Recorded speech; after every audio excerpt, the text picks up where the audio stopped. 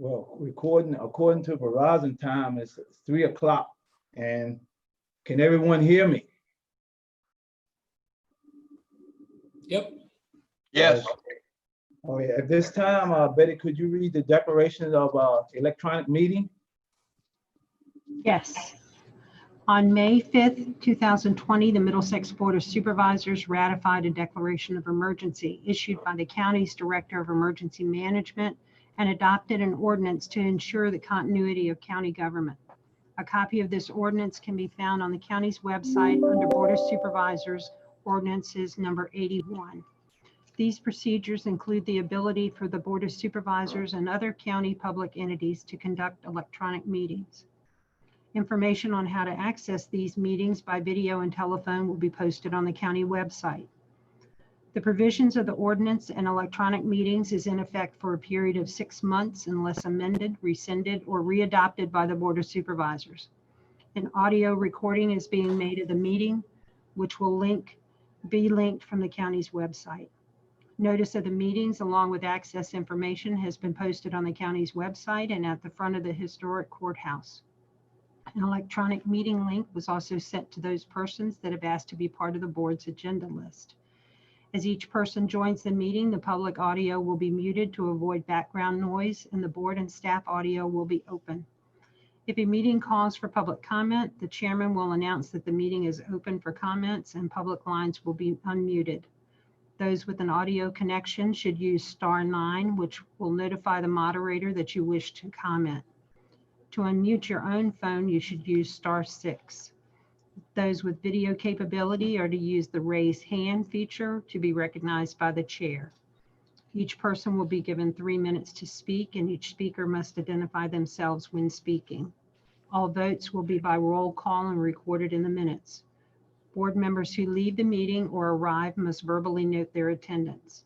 If all board members are not joined by video, a roll call will be made every 2 hours to confirm a quorum. Right, board members, are there any questions about the process? If not, essential business of the board is being done. Purpose of this meeting is our regular meeting of the Board of Supervisors for July. At this time, could we have roll call, Betty? Mr. Mansfield, Here. Mr. Williams, Here. Mr. Kimbrough, Here. Mr. Coons is not present. Mr. Jesse. Yeah. So there are four of the 5 board members are present. So you have a quorum. Okay.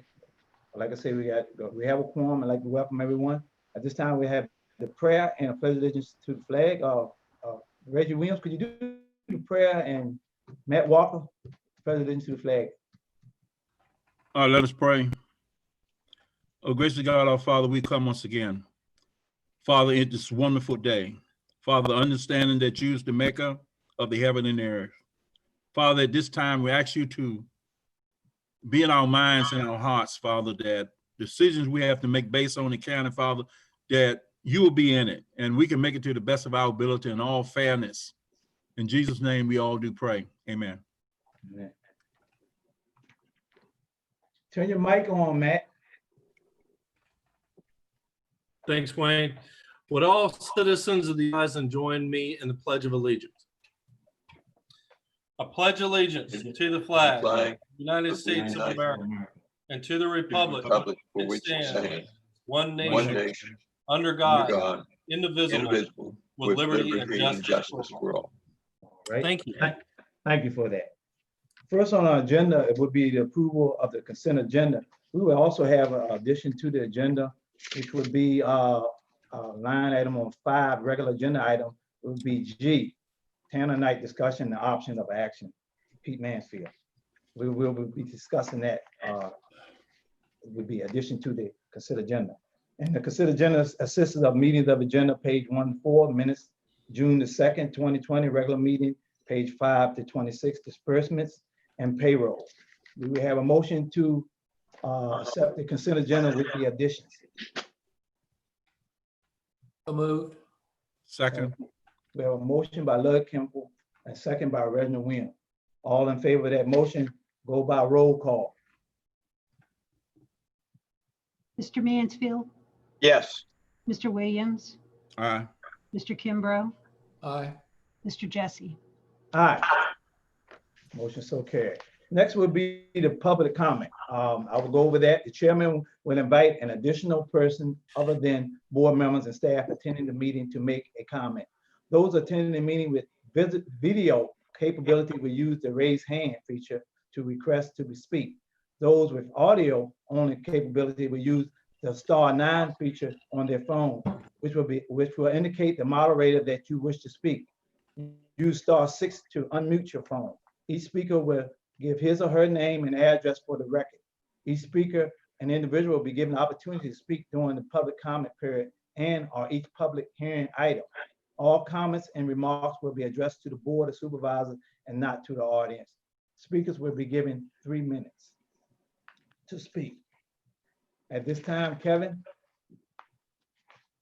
do you Mr. have- Chairman, yes, sir. At this time, I don't see any, so I'm going to reiterate what the chairman just said. If you'd like to raise your hand, hit *9 and *6 to unmute. And we do have one so far. All right, go ahead, state your name and where you're from. My name is Dawn Moore. I live in Urbana, Virginia. I am speaking on behalf of the NAACP today. Due to the pandemic and the crisis that's going around, we call for the board to discuss and make a decision to remove the Confederate monuments from the courthouse.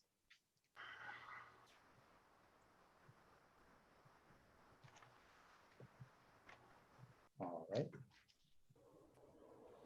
Well, as you know, this is just public comment. We don't, communicate back and forth. I know, But, Wayne. thank you for that information. And, with the board, we'll talk to the board later on that. But thank you for that information. And Mr. Chairman, we do have one written comment that is to be read into the record today.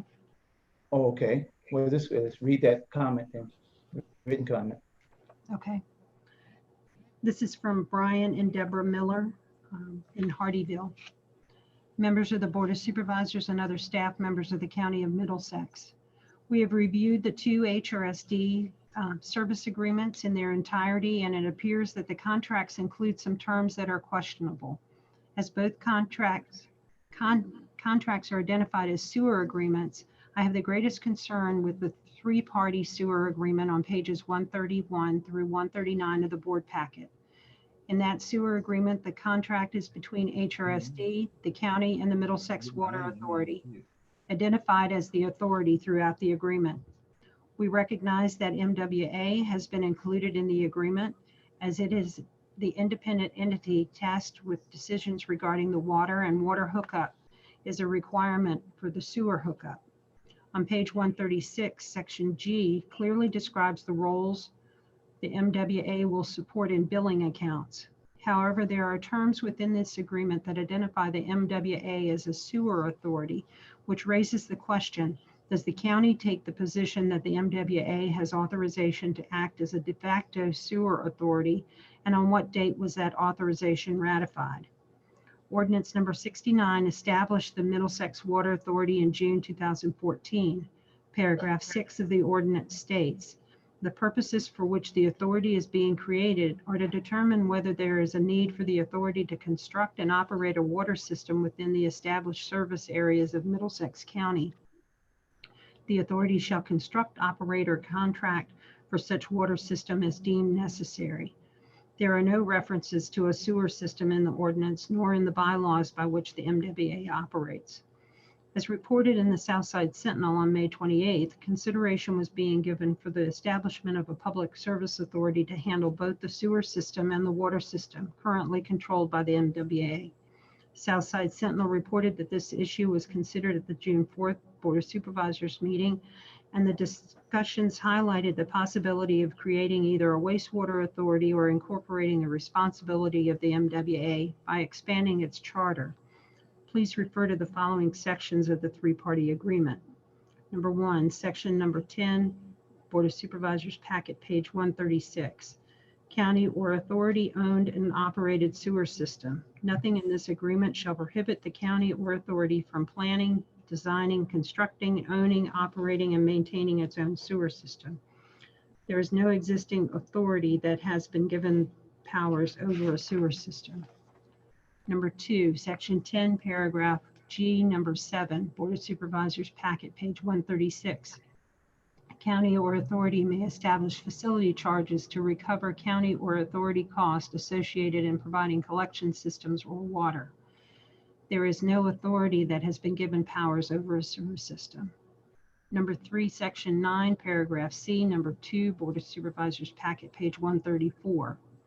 County shall be responsible for the actual cost of the design for all new collection systems and or future extension collection systems, including pump station facilities and force main discharging to the regional HRSD interceptor force main network, and shall reimburse HRSD as described in section 11 above. This statement needs clarification as it indicates that the county would be responsible for the force main from Hartfield to Deltaville, which is different from what has been previously stated.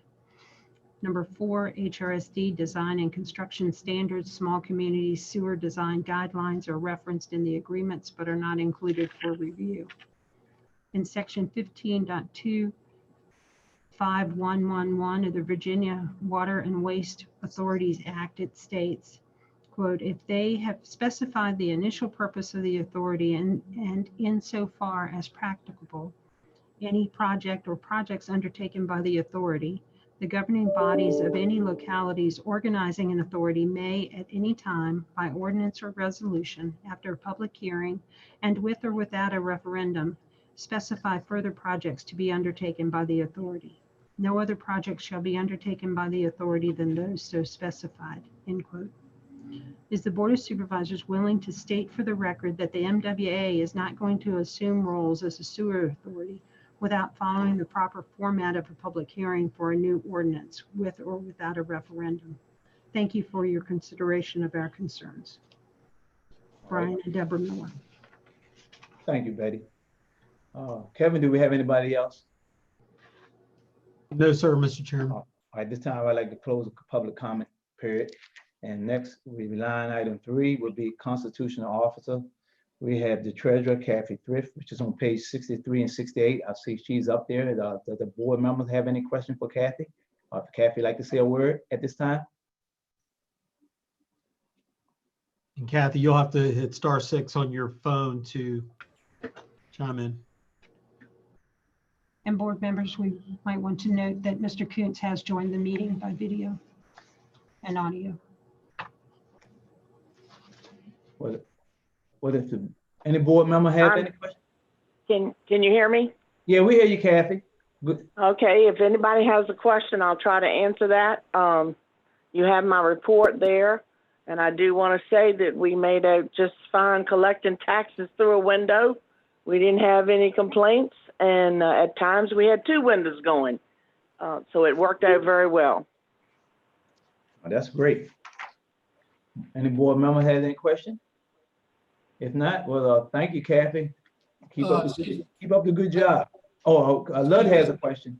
I did have a question. The board packet has financials, and some of them, there's a section that's from June 3rd to July 1st, I think it is. And then it looks like they're repeated with June 1st to July 7th. And I just don't remember receiving 2 packets with different dates, and just was curious what the, whether there was a reason for that because of the 4th of July or something. Mr. Kimber, I don't have that. Are you, Mr. Kimber, are you addressing the disbursements pages? Yes. That is because we ended the fiscal year June 30th. So that was one check run. And then we had to do separate check run starting July 1st. So I got you. Okay. You have two fiscal years included with this first meeting. I see. Thank you, Betty. Mm-hmm. All right.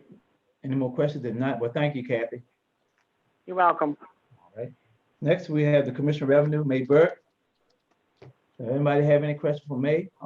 May would like to say a word.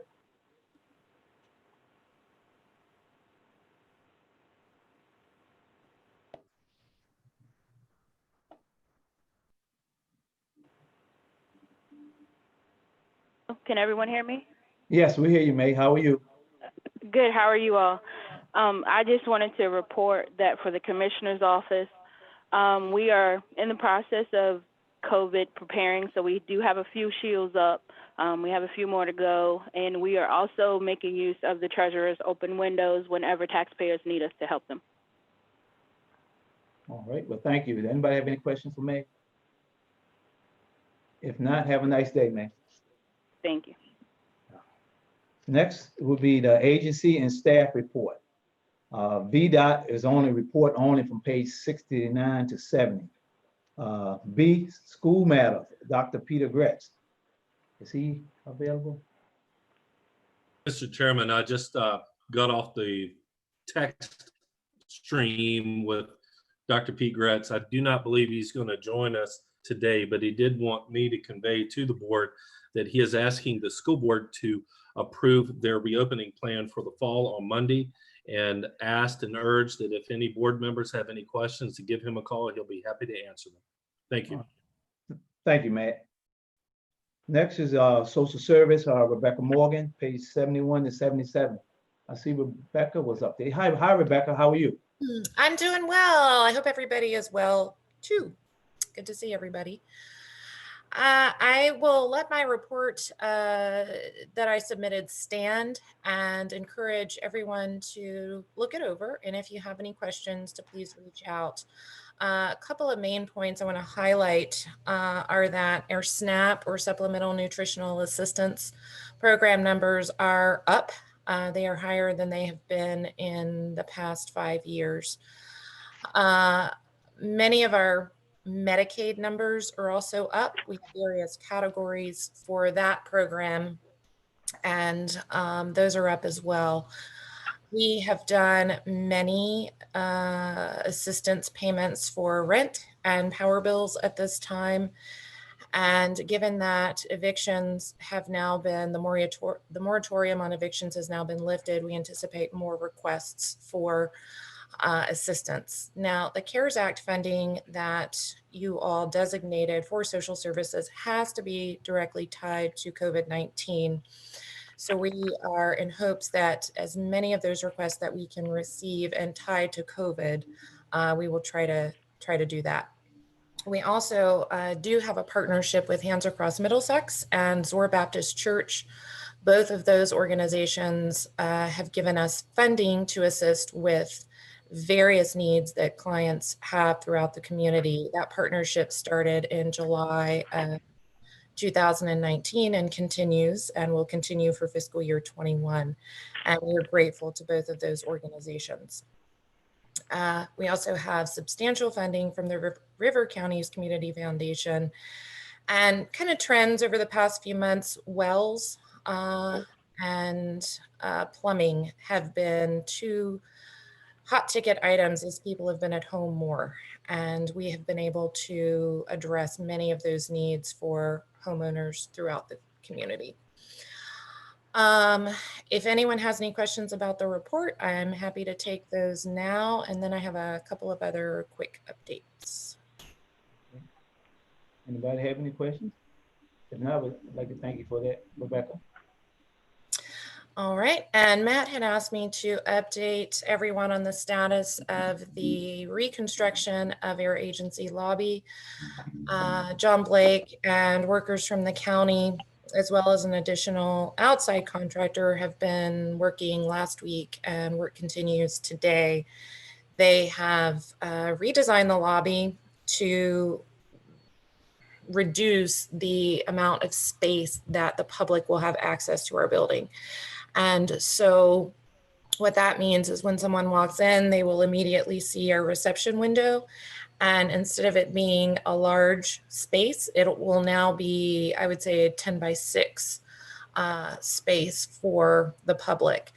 And there will be a phone there. We will encourage them to dial our main number and connect with air workers via phone rather than face-to-face. And that work is almost completed. They are sanding the drywall today and are starting painting tomorrow. So everybody knows that the painting is kind of the last step. Kevin Gentry set up today for our technology needs to be met, and workers for the technology part of moving phone and internet lines. That should be complete on Thursday.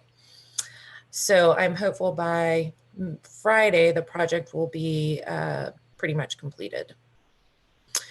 The second item, Matt asked me to update. I believe there's a question last month from Mr. Kuntz about our backlog of Child Protective Services cases. As you can see from the report, our numbers in Child Protective Services have drastically reduced. Given that most of our reports do come from the school system, and with the schools being closed down, we anticipate a surge of reports as school reopens and as the economy in the county in phase 3 for Virginia starts. All of our calls that we have received that have been valid have been from the sheriff's office, who has done an outstanding job in working with us and letting us know when we need to become involved. The cases have been very serious when we have received them, and most of them, all but one, have been related to domestic violence. So what we're doing to try and address that potential backlog, we have funding in our budget that remains for an open position that we had not advertised for. And we have subsequently advertised for that position. We had brought in a new worker to fill a position back in February, and thought we would see what the needs of the agency would be rather than posting 2 positions at one time. And so now that that worker is trained and up and operational in casework, we're ready now, and we are hoping to get a more experienced worker to come in who can hit the ground running and not have that training lag that we often do with newer workers. So that is what we are doing. The position closes on July 10th, and we hope to have someone in place by mid-August. So those are kind of updates from social services, and I welcome any questions now, or if you think of something later, you can always reach me by phone or email. Does any board member have any questions? If not, thank you for those updates and everything, Rebecca. You have a nice day. Mr. Chairman, I Yes. believe Vdot has joined us. If you want to. Right. I was just gonna go there. Betty okay. gave me that. Yeah, go ahead and open Vdot. Vdot has a raised hand. All right. Let them come in now. Okay, you're unmuted, Vdot.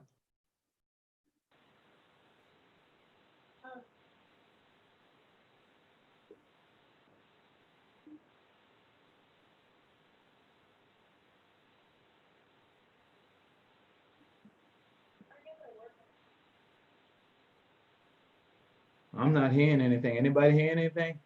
Yeah, I'm not hearing anything out either way. They're unmuted. I think While they they're stepped away from the phone. while they're coming back and rejoining us, though, I think it may be a good opportunity.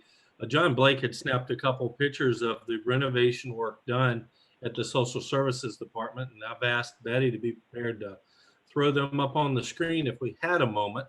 While we're waiting on VDOT, it may be a good idea just to throw those images up on, let the board see the fine work that was done down at the Social Services Department.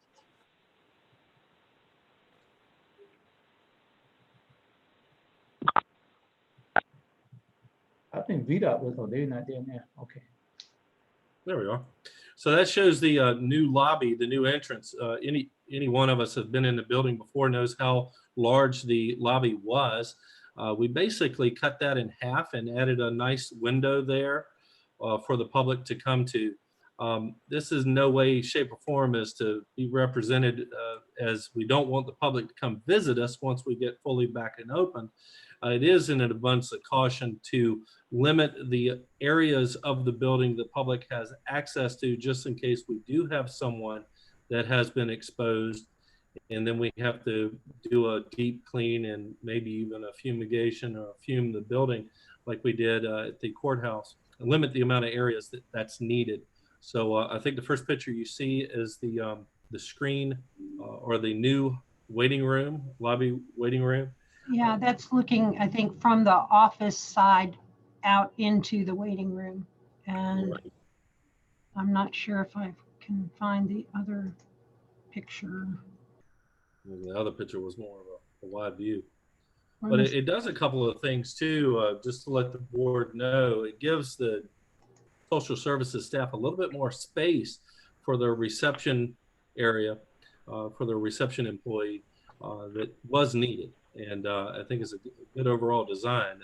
Sad that it took the COVID crisis to get us to do that, but these are examples of some of the renovations we're trying to accomplish to our departments and agencies to protect the public and protect our staff as we continue to serve the public. So Okay. with that being said, maybe All right. Vdot's back with us now. Yes, Vdot ready for us now? Are y'all back? Kevin, can you tell? Yeah, they're unmuted now. Go ahead, Vdot. Good afternoon. Can you hear me? Yes, we hear you. Ron. Okay, very good. Is this, I'm coming in kind of late on this. Is it time for our monthly report? Are we entertaining our Vdot monthly report at the moment? Yes, Ron. Since you just joined us, you can go back and cover anything you want to in your monthly report. Right. Okay, very good. Just a few quick highlights. You know, this is our construction season, so we are well into paving, and as y'all undoubtedly know, we have completed the paving in Urbana from the north end of the Urbana Creek Bridge on through to Burles Marina Road. And that did include some concrete stamping for crosswalks, and I think it turned out pretty well from what I've seen. I hope the folks there in Urbana and the county overall is pleased with that. I do know we also have Route 622 that we'll be paving. That's about 3/4 of a mile, and haven't yet gotten to that as yet. You do have a list there in your packet of the surface treatment routes, and hopefully we'll get started on that within about the next 30 days. Again, obviously, I guess Route 17 over Dragon Run, that is now underway.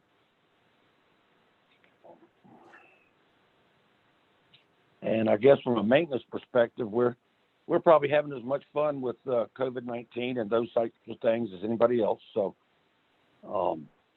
you know, that has impacted our maintenance efforts. So we are doing mostly mowing and work that we can do while socially distancing, which is interesting in itself.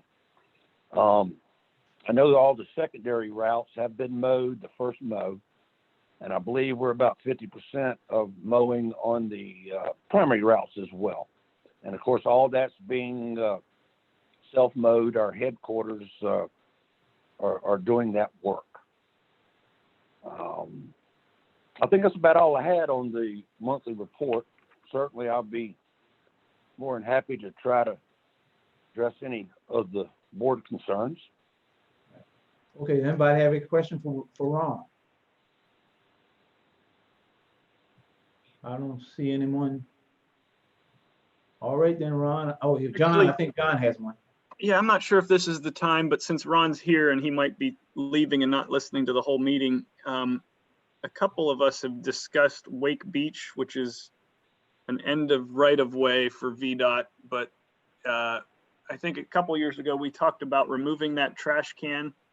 I don't know if we need a vote, Wayne, or what, but I, for one, would like us to go ahead and take that option and remove that trash can. It's leading to overflowing trash and people thinking it's okay to throw trash all around it as opposed to in it when it's full. Right. No, I think that's a good idea. Most times they say if you got that trash can in there, they're gonna throw all the trash in there. But if Do we not, just- they'll take Do the we trash just need, away. do we just need consent and then request Ron and his team to just go ahead and remove it? I think, Certainly, Mr. Chairman, I think that you could. Mr. Coons, Go ahead. Mr. Coons, and Matt, certainly that would be enough. You know, and I'll mention, I think that may be the last barrel that exists.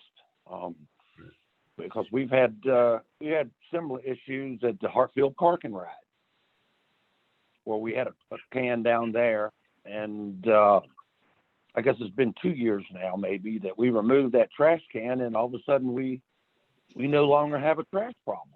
So that has been effective in the past, and just right now, kind of a board consensus or not, I can see y'all. You can't see me, but I can see you. Just a general consensus, and certainly we'll get that can out of there. Yeah, Mr. Chairman, I would just add, thanks for that, Ron. If my memory serves, when it was discussed last, it was also discussed about the possibility of upsizing the can to a dumpster. But I think the general consensus thought at the time was that would only encourage it to become more of a transfer station and probably exacerbate the problem. I got to agree with Ron. I think removing the can at the park and ride has actually reduced the amount of litter. And if it's an ongoing concern of the board, I would recommend asking Vdot to remove the can. Okay. Do you all want a motion on this? John, would you like to make a motion on this? Yeah, I move that we request Vdot remove the trash and the trash barrel from the Wake Beach area. All right, we have a motion by John. Do we have a second? I'd like to second that. We have a motion and be probably second by Pete Mansfield. Any more discussion? If not, roll call. Mr. Coons, Aye. Mr. Mansfield, Aye. Mr. Williams. Mr. Williams, Aye. Oh. Mr. Kimbrough, Aye. Mr. Jesse. Aye. Okay. Thanks, Ron. Yeah, thanks, Ron. We'll take care of that. We'll take care of that pronto. All right, thank you. And just real quick, Mr. Chairman, if I may, I'd like to thank Ron and Joyce on their guidance on the no through truck issue that we're going to be discussing a little later in the agenda. Okay. Next, will be line item D on the agenda, airport projections update. Airport engineer update that we got with John McClaremont and Paris and Partners. Betty, are they gonna be here or what's the deal on that? He is, Mr. McCalmont's on the line. Okay. Yes, I He's- am here. Hi. Oh, I see you. Okay, right. Okay. Yeah, so yeah, good afternoon, Mr. Chairman and members of the board. I was asked to come on again and kind of give an update on the status of the airport projects as we move forward in the ultimate goal of runway improvements. We're working towards that. As you all know, the PPP proposal was submitted recently and is probably up for consideration very soon. That involves some work that will be associated with improving the runway at the airport. But one of the items that will be required to be completed by the sponsor of the airport, in this case, which is the county, would be to work with the state, with Department of Aviation in Virginia, to prepare an airport layout plan update, as well as an environmental review. So what's required is the state needs to have the airport layout plan accurately depict what improvements may need to be required for the airfield outline, the airfield layout in a sense. And then an environmental impact review needs to be completed for the work that's proposed for the airport layout plan drawing. So up to now, we have coordinated with the county and prepared scopes of work with the state directly, and the state has accepted and approved the scope of work and the fee associated with what would be the airport layout plan update, as well as the environmental impact review. And projects have been submitted by the county up to Airport IQ, which is the state database online to submit for project requests. And that information will be submitted by the staff, the airport or the Department of Aviation staff, to the Virginia Aviation Board at their next board meeting in September. Upon approval, if VAB approves the project, then the state would then enter into a grant with the airport for an 80-20 grant share project to move forward with the completion of those two preliminary planning items. Then once those items are complete, any other airport improvements could be proceeded after those items are coordinated and followed through.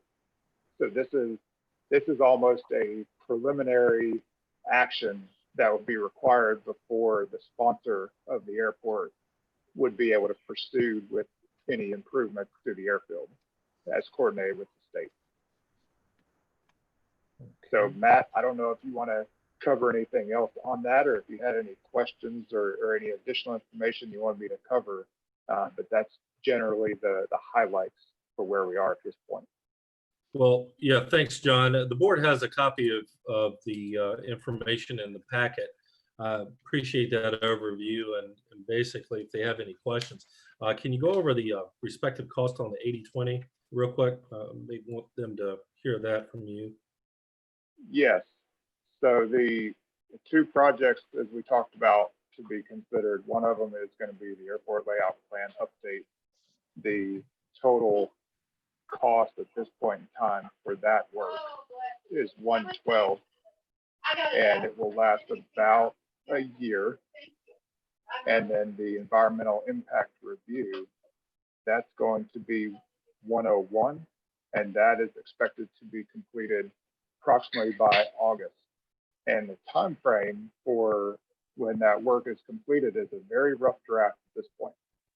So we needed to prepare a schedule for completing all the work in order to submit the grant application to the state. So it was a probably worst case scenario consideration for a schedule. So we do absolutely hope to beat that schedule, and in some ways significantly beat that schedule, but we didn't want to be too under conservative in preparing it for grant application. So that's what was presented. And thanks, John. Mr. Chairman, I can address the 80-20 breakdown if you like. Okay, yes, let's address that. 80-20. For the airport layout plan, actually the total submitted to the state was $116,335.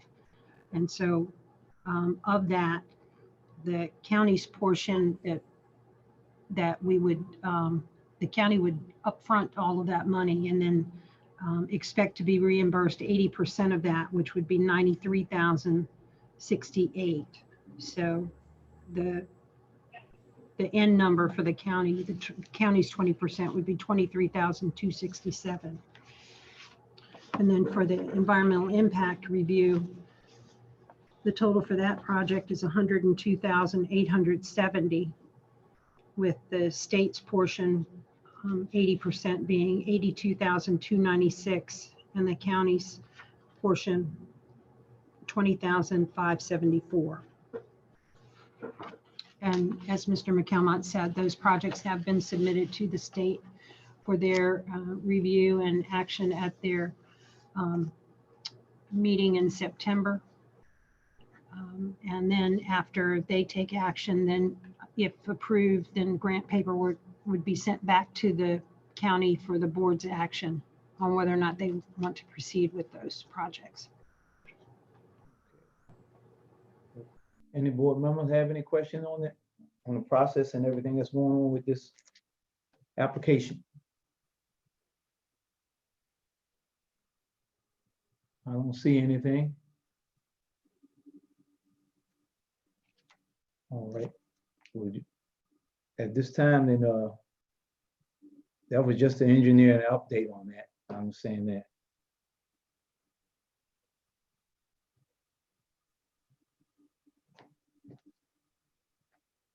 Now, next on the, since there's no more on that, I'm going down, since you cleared that up, Betty, how about the airport PPTA update? Mr. Jeff Gore. Yes, Mr. Chairman, I'd like to, if I may, introduce Jeff Gore. Jeff is an attorney with the firm of Hefty, Wiley and Gore. He has been secured to act as legal counsel on behalf of the county and overall project manager coordinator for the P3 partnership unsolicited PPTA proposal that the county received. As the board is aware, we had a 45-day period that we just exhausted it back on the 2nd of July, where we advertised for competing proposals. We received none, and we have this proposal submitted from Delaware Corp. Oscar Barber that is still under review. So I invited Mr. Gore to be with us today, one, to be introduced to the board and to kind of present the board with the next steps and update of where the project stands.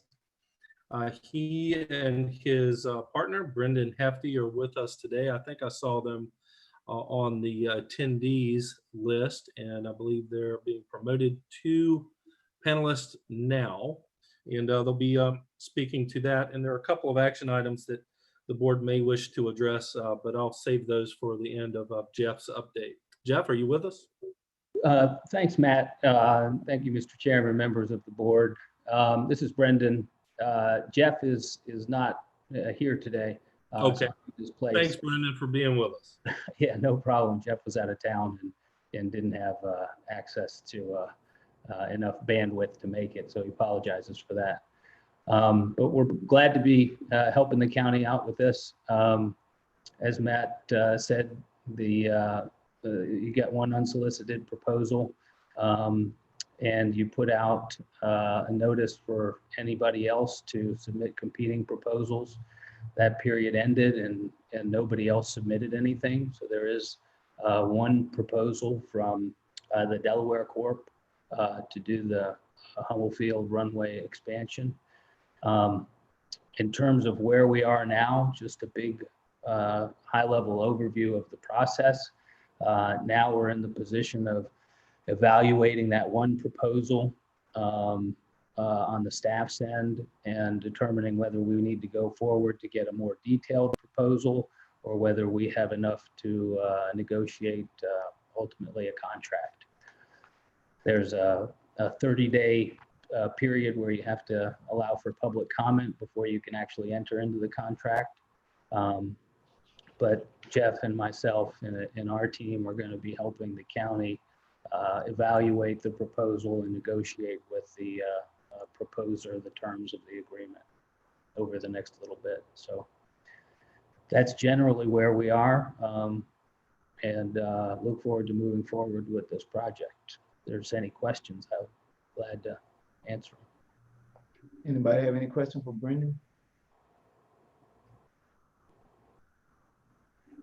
Well, like you were saying, you know, it was open up for bid, and Delaware Corporation was the only one, so it did give people a chance to bid on it. That's correct. Okay, I just want to make sure on that. And one action item the board may wish to address this evening is the procedure and meeting with the Procurement Act that the board see fit to move forward with competitive negotiation. Not to muddy the waters, but we have one proposal, and with only one proposal, I think, and Brendan, you correct me if I'm wrong, the only way really to move forward is to consider it through competitive negotiation. Would you like to clarify and talk a little bit more about that designation the board needs to agree to today, or maybe the next meeting? Yes, since we're doing this as a public-private partnership under the Ppta, the state code requires you to make a decision whether you want to use a process equivalent to the low bid scenario that you do for regular procurements, or you'd rather use the process for competitive negotiation where you interview and you can negotiate and aren't required to award based on the low bidder. as Matt said, you only have one proposal now, so it's, I mean, it's either going with this one or not going with anybody. But you do need to, I think, formally decide a path, and I would recommend you just make the decision by motion to evaluate this proposal under the competitive negotiation procedures. That gives you a little more flexibility in terms of awarding the contract and negotiating it. So it's really a formality, but I would recommend you take that motion. Okay, all right. Well, at this time, we have a motion, I guess it, I guess it would be Delaware Corporation, you say that, and for? Well, it would just be a motion to evaluate the one unsolicited proposal using the procedure similar to competitive negotiation. All right. So we have to make a motion for the PPTA for the one proposal that we have for this review. On this. So moved, just as Mr. Hefty said it.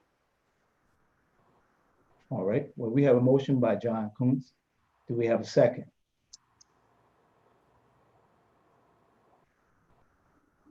A second. We have a motion by John Coons, second by Lobe Kimball. Is there any more discussion? All in favor of the motion, show by the sign, say nope. Roll call. After the use of sign. Mr. Coons, Aye. Mr. Mansfield. You need to unmute your line, Mr. Mansfield.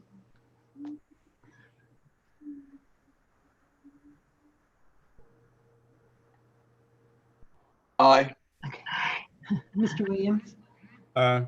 Mr. Kimbrough, Aye. Mr. Jesse. Aye. Motion so carried. And Mr. Chairman, one final matter, as the board is aware, according to the county policy and the code, the Board of Supervisors still has decisions to make all along this process. The board can determine to move forward with this proposal to a detailed phase review or not move forward at all. You have several key benchmarks along the process where the board could say, we want this project or we don't. The question I would pose to the board, and it's in my memo to the board, is, does the board want to appoint a review committee to assist in the review and the potential negotiation of an agreement made up of some of the local expertise we have and stakeholders we have willing to serve on such a committee? If the board is willing to do so or would like to entertain that idea, there are several names forwarded for your consideration that's in my report. And Mr. Chairman, I can read those to you, or you can read them, or however you'd want to proceed. If you want to appoint a negotiating and review committee to work with Jeff Gore as the project manager, Jeff and Brendan, and kind of facilitate the review of the proposal. Right. I think it'd be a good idea to have a review board for that. Okay. And I know, I see you have a list down here. I do, Mr. all Chairman. right. I do. First on the list is Mr. Reggie Williams. He serves as the Board of Supervisors member and represents that district that the airport is. He provides a good conduit from citizens who live around the airport to the body. And of course, he's on the Board of Supervisors. Really, the board could appoint more than one board member to the committee if you choose, but from staff's perspective, Reggie or Mr. Williams being the representative from the district, it would seem logical. Cliff Burnett and Rusty Harrington with the Department of Aviation with the state had some preliminary discussions with them to join a review and potential negotiation committee. Not so much that they would be involved in any negotiating of a contract, but they would be providing engineering expertise and Department of Aviation guidance to the committee as they review the proposal. Both of those individuals. Jamie Barnhart's the current chairman of the county's Airport Advisory Committee. Betty Muncie's the current assistant county administrator, as everyone knows, and she also serves as airport manager. Myself as county administrator, I would, if the board wants me to, serve on that committee and help negotiate any terms of the contract. And of course, there's a potential citizen representative that I think that Mr. Williams had recommended. Reggie, were you able to get in touch with Dolores Rogers? She's supposed to be getting back to me. I done called a couple of times, but I still want to make sure I get in contact with her so she can reply. So I want to wait on to see what she has to say. Well, very good. And then today I was forwarded a note from the airport committee chairman, Jamie Barnhart, requesting that the board consider Richard Lewis to be appointed to that committee. I know Richard, I think he'd be a great addition. So, and of course it can be made up of anybody that the board chooses to put on it, but that would be a short list of our recommendations, Mr. Chairman. Okay. All right, whether at this time would we have a motion for the review negotiation committee for the PPTA with the names that you requested down here? Do we have a motion on that? So moved. We have a motion by Ludd. Do we have a second? Second. We have a motion by Ludd, second by Reggie Williams. Is there any more discussion? All in favor of that motion, roll call. Mr. Coontz? Aye. Mr. Mansfield? Aye. Mr. Williams? Aye. Mr. Kimbrough? Aye. Mr. Jesse? Aye. So with that, Mr. Chairman, it's my, I will notify the individuals of their appointment onto the committee, and Reggie and I will reach out to Dolores. And we will be working under Brendan and Jeff's tutelage as they coordinate us through this project. And I thank you, Brendan, for being here today. Yeah, well, thank you, Brendan.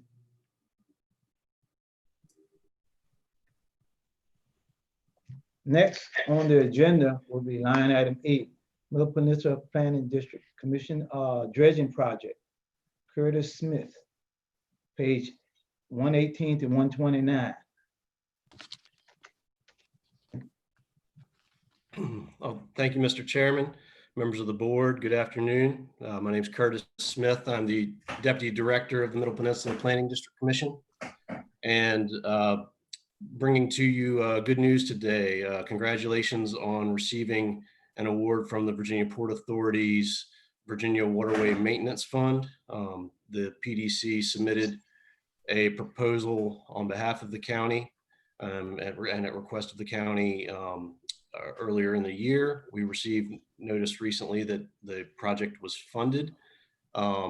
This is a $150,000 planning grant for designing a dredging project at Parrots Creek. This is a match-free grant, should take the duration of 1 year. Today, we're asking for authorization for the contract, the grant contract documents, one of which is a MOU between the Virginia Port Authority and the county, and the other is a service agreement between the county and the PDC to administer the grant on the county's behalf. So that's the reason why I was asked to be here today. I can briefly give you some background as to what the project would entail if you're interested, but that's the request today. And Mr. Chairman, if I can chime in real quick, I apologize to Kurt. I wanted to introduce him, but I got tied up with something over here. We were lucky enough to steal Kurt from the Eastern Shore, much to their displeasure, I believe, and we're really happy to have him. PDC is well served with his efforts. We've been keeping on track of this grant request for quite some time. I know Kurt is very anxious to work with us too on the multi-purpose path project that we got underway, and I just can't say how delighted we are to have him here. So welcome, Kurt. Thank you, Pat. Thanks for the information, Curtis Smith. At this time, do we have a motion to authorize the memorandum of understanding for this dredging contract bid?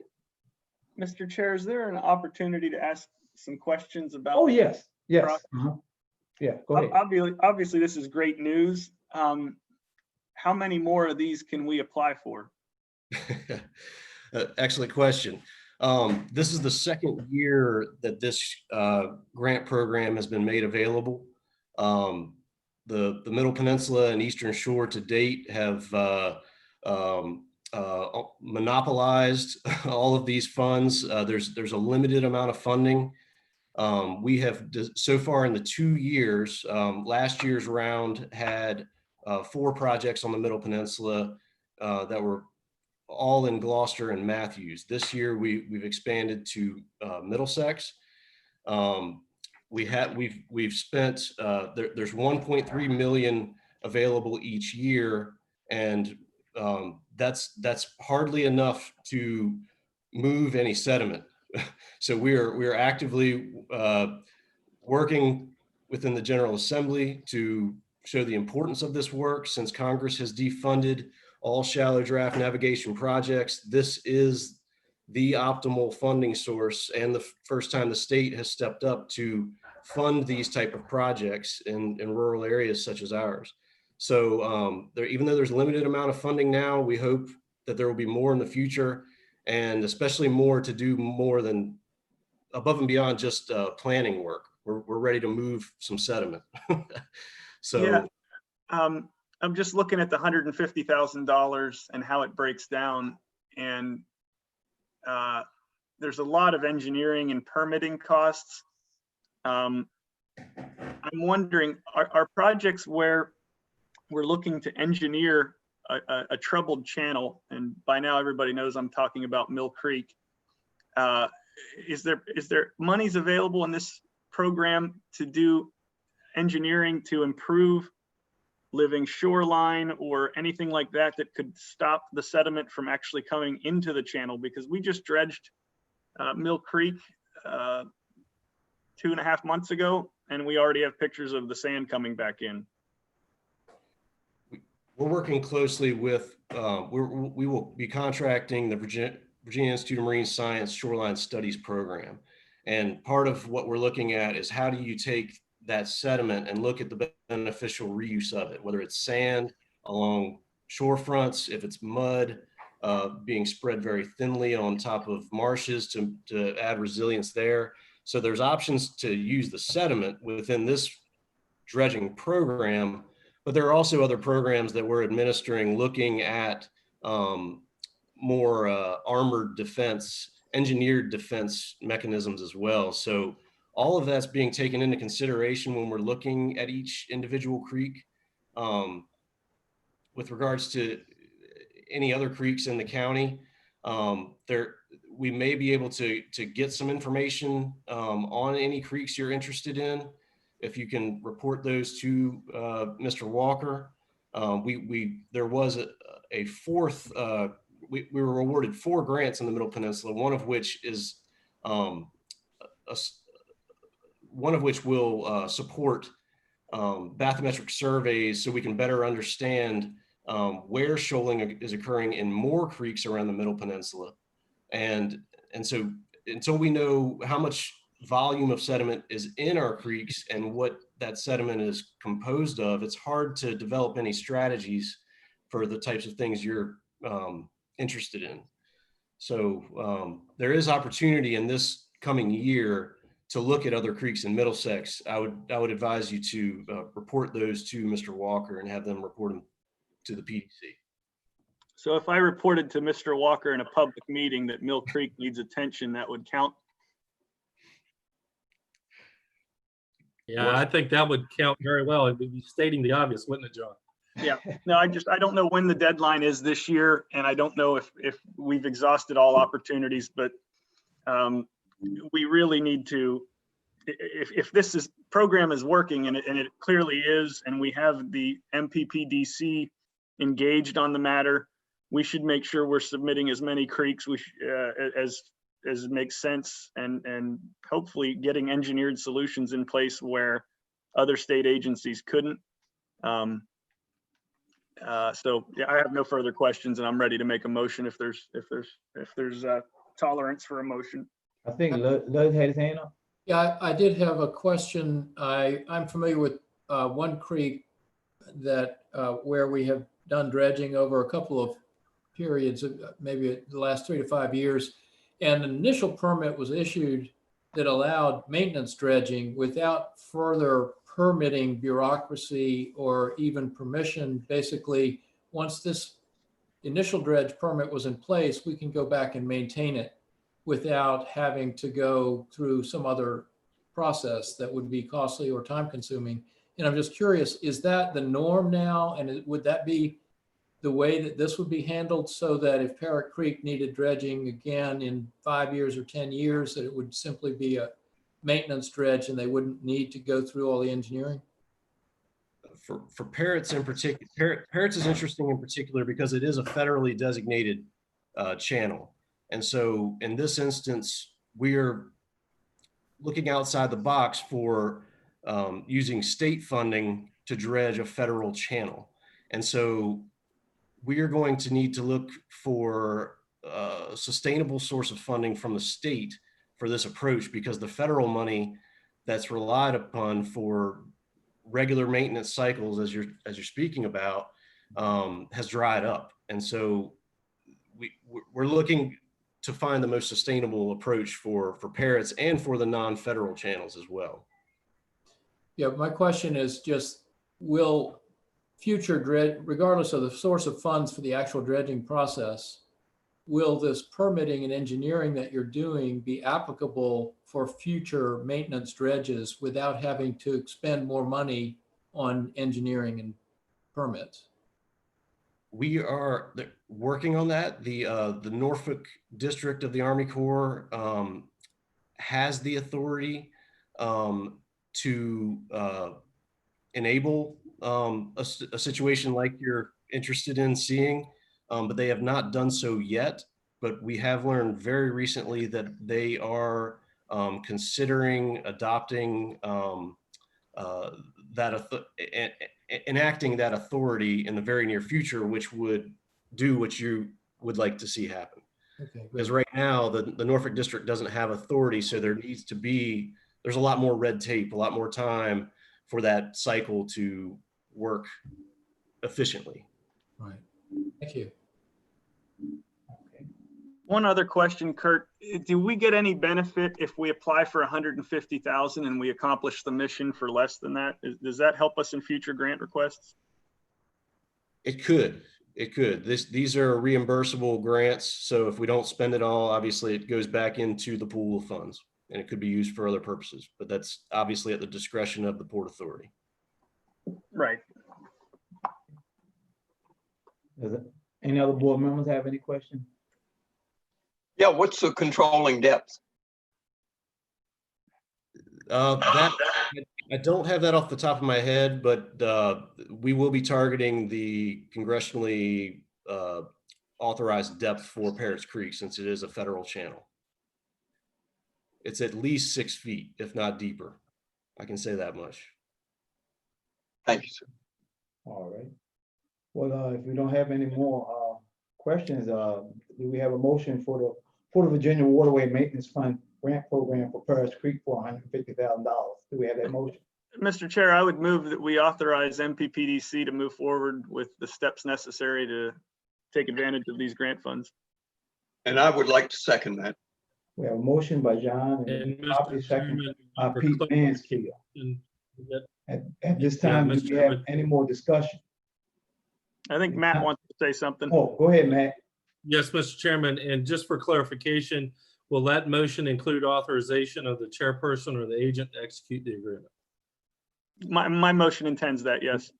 Yes. Okay. So we have a motion, but probably second. Any more discussion? If not, roll call. Mr. Coontz? Aye. Mr. Mansfield? Aye. Mr. Williams? Aye. Mr. Kimbrough? Aye. Mr. Jesse? Aye. Motion so carried. Well, thank you, Curtis Smith. Thank you all. Take care. All right, take care. Next is line item F, HRSD Intercept Main Update, Jeremiah Bruford. Yes, Mr. Chairman, and if I may, I'll introduce Jeremiah as well. Jeremiah Burford is the project manager for HRSD's projects here locally. He's overseeing HRSD's pursuit of Cook's Corner collection system on the county's behalf. And he's also overseeing the Interceptor Main project. Mr. Burford, I think, is joining us from home. And yes, there he is. I know he was out in this heat a few minutes ago, and he's with us now.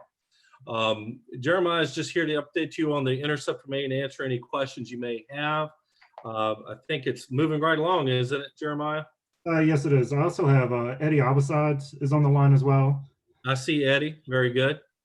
So if there's any questions I'm not too familiar with, he may be able to assist as well. So I'm going to just go ahead and share my screen to give you a diagram of simple diagram of what we're doing. So you see the blue line here is the main going through Urbana and then Central Middlesex. So the one project that Matt's asked me to update on was MP 013700, which is the the transmission force main that's going to be decommissioning both the Urbana treatment plant and the Central Middlesex treatment plant. Once this Central Middlesex treatment plant right here, and then the Urbana up here. And then we're going to carry this down, most likely this corridor of the General Puller Highway, and then crossing the river and connecting to Matthews Transmission Force Main, which is this green line right here. So that's the background of the project. And then down to the schedule. We're actually, it looks like we may be about a month ahead of schedule with our PER right now. I'm projecting the PER to be completed at the end of September, beginning of October timeframe. We had it projected to be done at the end of the year. We had an accelerated survey being conducted. The survey, so in the next 3 to 4 weeks, you'll be seeing survey planes are out there just taking an aerial survey of the geographics of the Urbana Road and then Twig Ferry Road as well over the next couple of weeks. So if you see that, you'll know what it is. You'll see a 4x4 foot target on the ground at various locations. And we've let the property owners know who's going to be affected or impacted by that. But we're starting design end of the year, hopefully, and then going about predicting about 12, 13 months in design, going to construction. We'll just stick with the construction date that's labeled here as July 1st, 2020 or 2022, and then close out about 2 years after that in 2024. So that's the project. Was there any other projects you wanted updated on, Matt, or was it just the? Yes, sir. And just one comment. It appears from the pre-bid conference that we held at the courthouse, you've actually gained a couple months on a project schedule. Heretofore, we'd heard August 2024. Now it's back to July or October, I think it was, the original date. Those end dates are going to be floating a couple months here or there. Right. But right now we're getting a little time PER, but doesn't mean I'm not going to lose it in design. Okay.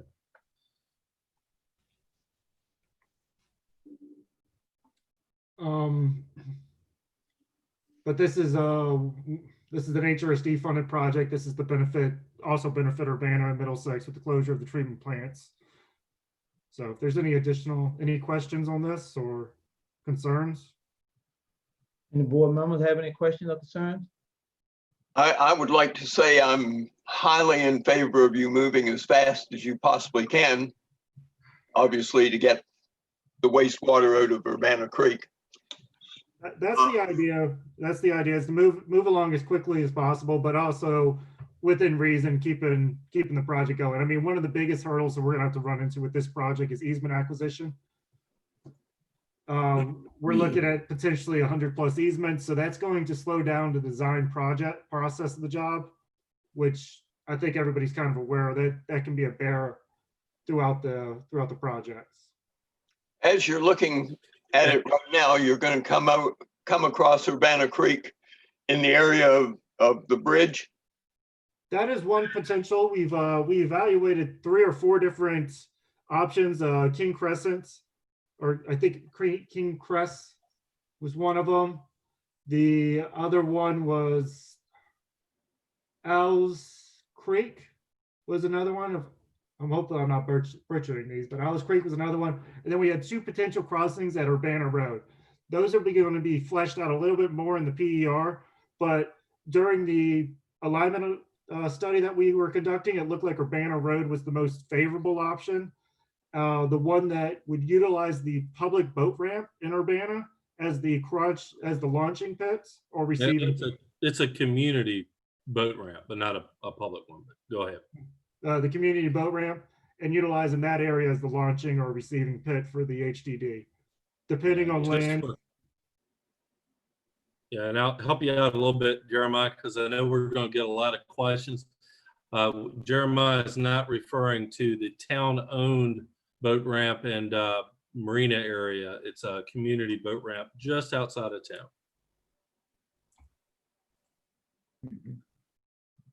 But yeah, right now we're looking at Urbana Road as one of the primary corridors going down to General Fuller Highway. And that's Urbana where, Road being 227. 227 right here. You can see Yeah. my screen. Yeah. By going that route, you will pick up the possibility of quite a few more homes. Well, this is going to be a transmission force main, so we're not looking at allowing any tie-in into the transmission force main, other than the designated locations: Hartfield, Deltaville, Topping, Locust Hill. So this would just be this would not be conveying to any personal grinder systems. I do know that that Mr. Mansfield is referring to. Go ahead. No, I think you're referring to the water and sewer service area in and around the town of Urbana. If anyone ever wanted to deploy a collection system to serve that area that you're referring to, they could. They're already a designated water and sewer service area, and that would be a future project that whoever deployed the collection system there would have to work with Hampton Road Sanitation District to potentially access that line. But heretofore, we don't have a collection system proposed just outside of town. It's only the town of Urbana being served, and the areas that are served through the Urbana treatment plant currently. Just for information, your line going after it joins the Matthews line going to Yorktown is a 6-inch line, I believe. Yes. Are you figuring that you'll be carrying about 1 million gallons per day? I don't think the numbers are close to that. I don't have the numbers in front of me, and I'd have to just refer back to my consultant, but I don't think we're anywhere close to 1 million gallons.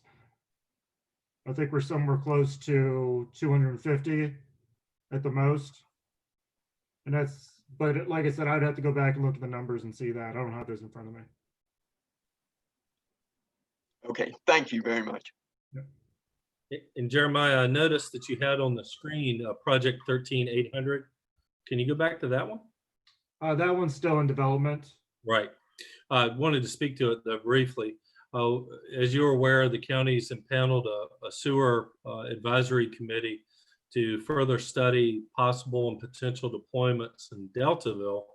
And I noticed that they have the HRC transmission main headed up to Topping and potentially Deltaville. Just ballpark for me, Jeremiah, not meant to put you on the spot, and maybe Eddie could help, but how soon would the board still studying the Deltaville area? Last month, the board voted to move forward with something under its own devices in Topping.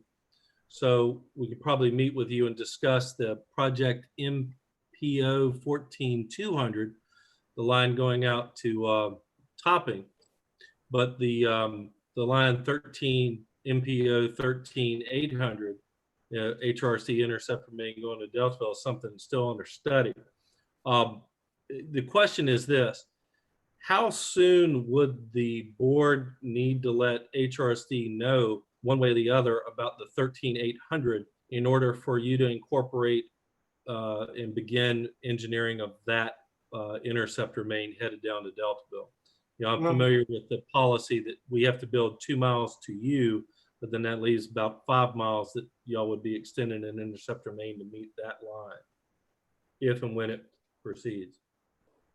Well, first of all, MP 013800, the Middlesex Interceptor Force Main Program Phase 3, that actually includes the Topping connector right here at okay. Point, and it also includes the Beth Page extension to just north of Bethpage. I can't recall the division there. That's what this CIP is written as. It's not written as just the Deltaville. The MP 014200 is just a placeholder for the topping service area. Okay. Along with the MP 014600 is the Deltaville service area. These are just placeholders that HRSD has designated or essentially given designations for those areas. So, but for MP 013800, the topping, the Deltaville, and the extension above Camp or Bethpage, those would those just need to be having conversations within HRSD and Middlesex to figure out the best course of action for expansion of those systems. Okay, very good. So it's possible if the board and the committee's work's completed over the next 6 to 8 months, we could get back with HRSD and y'all can incorporate some of that engineering into this current endeavor, or would that come on at some later time? Well, when you say current endeavor, are you referring to MP 013700, the transmission force main, or are you talking Yes, sir. about, this would most likely Yeah, the be, intercept. yeah, this would be a separate project from the transmission force main. And Okay. it would be, Eddie would be able to speak on that better than I would if he's been promoted to panelist to discuss the way we would divvy out these projects. But right now it's not being scheduled to do any work until Middlesex lets us know when they're ready. Okay. I think Eddie's being promoted as we speak. Okay. Well, anybody have any more questions for Jeremiah? Not seeing any. I'm giving y'all some time. All right, well, I appreciate for the update on that. And you have a nice day. Thank you. Okay.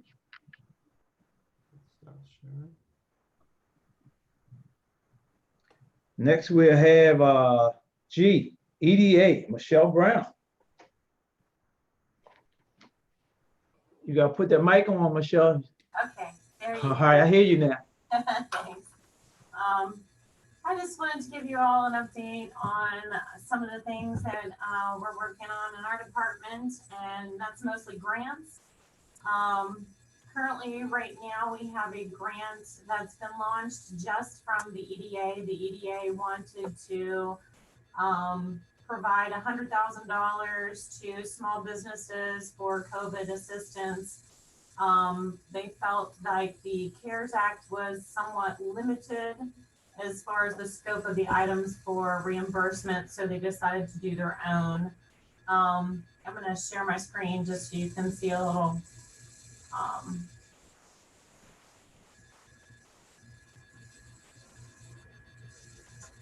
Okay.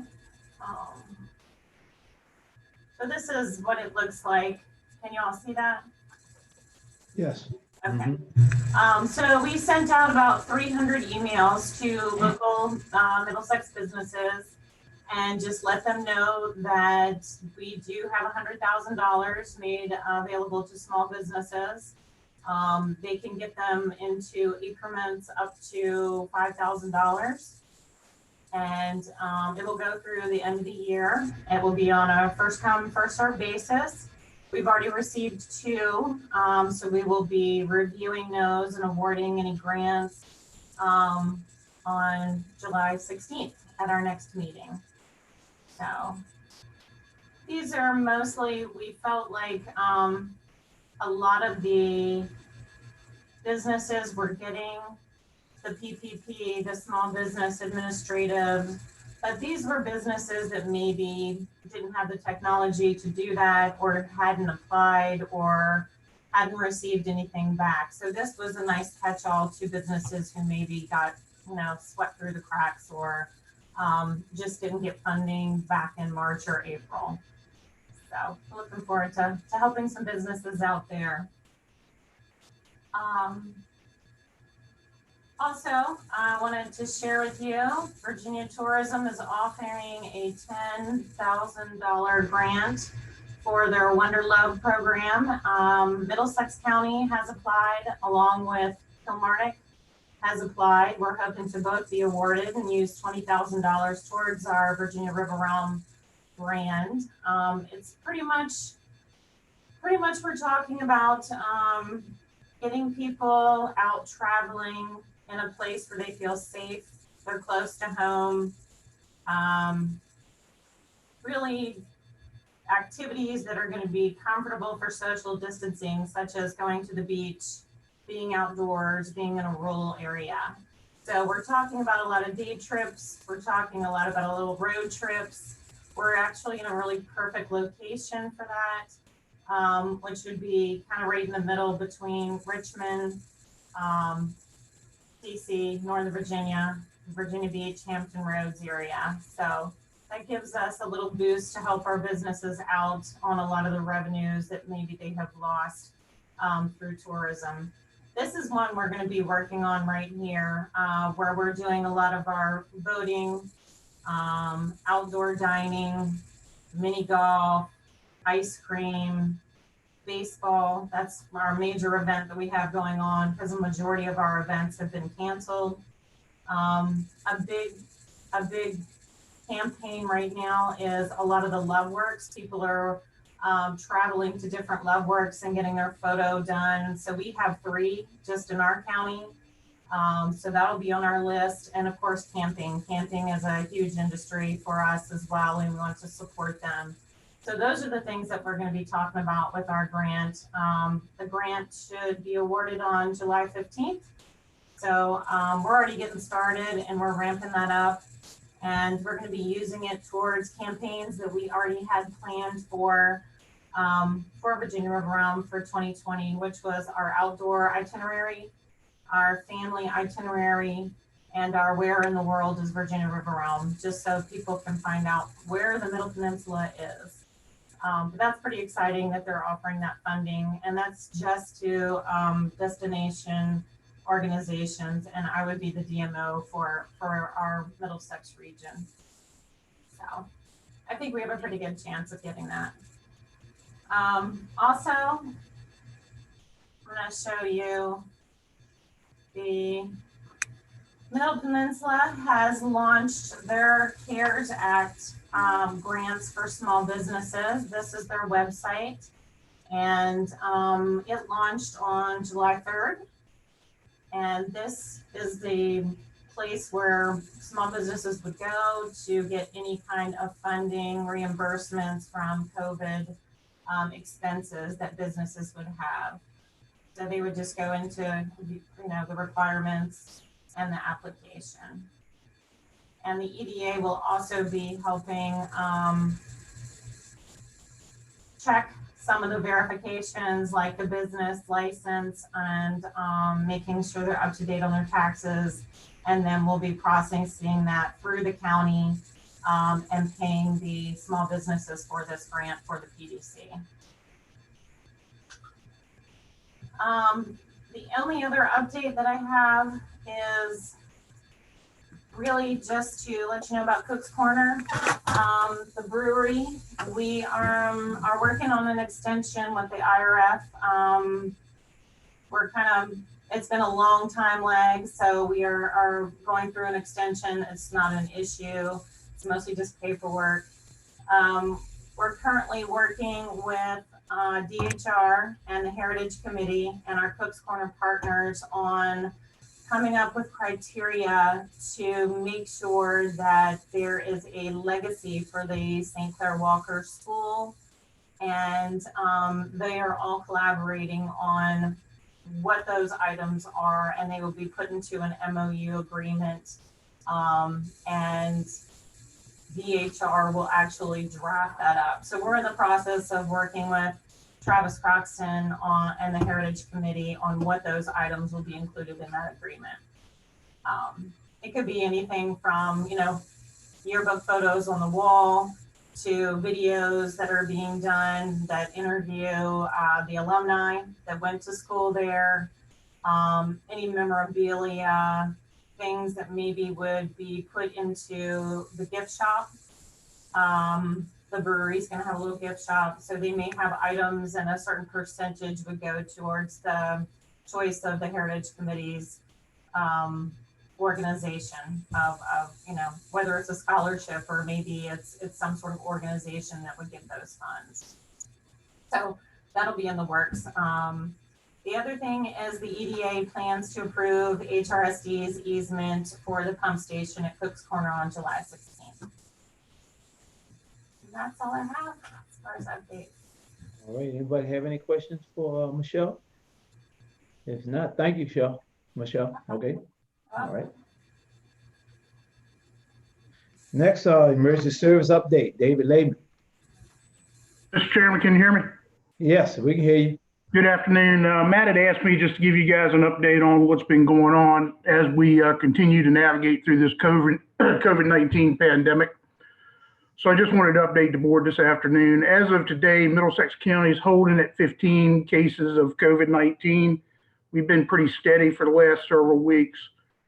Regionally, we've been working together with Matthews and Gloucester and Three Rivers Health Districts. We've set up testing sites. We've provided support to Three Rivers for their testing sites, one early June over in Middlesex, and then about a week ago, we did one in Gloucester.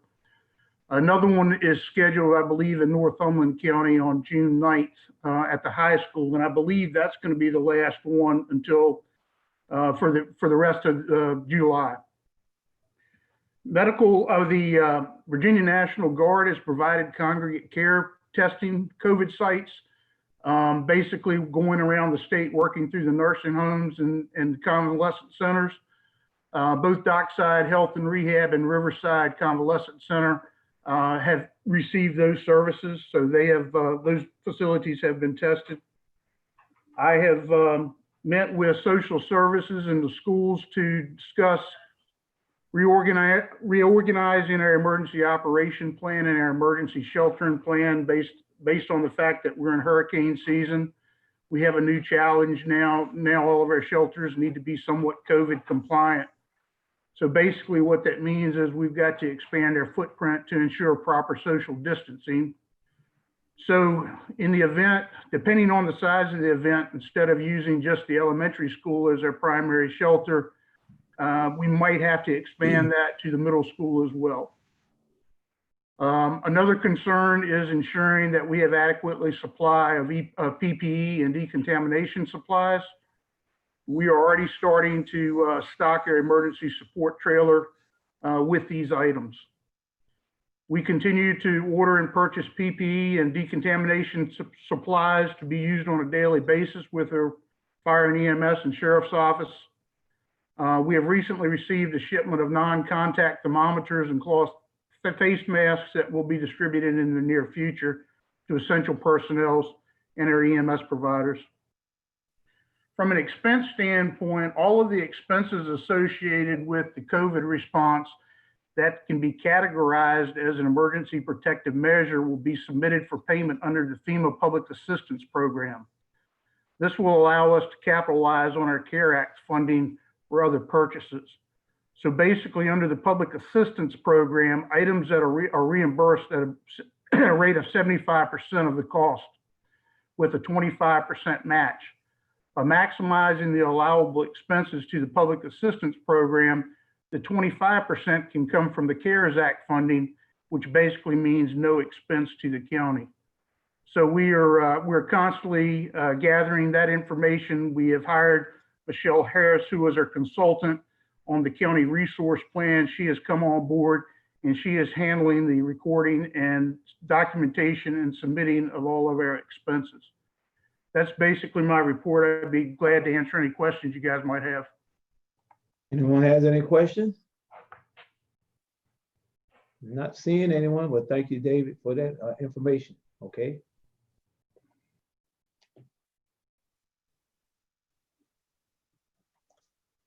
Next, we have the Middlesex Broadband Authority, the Vdot grant, Kevin Gentry, page 130.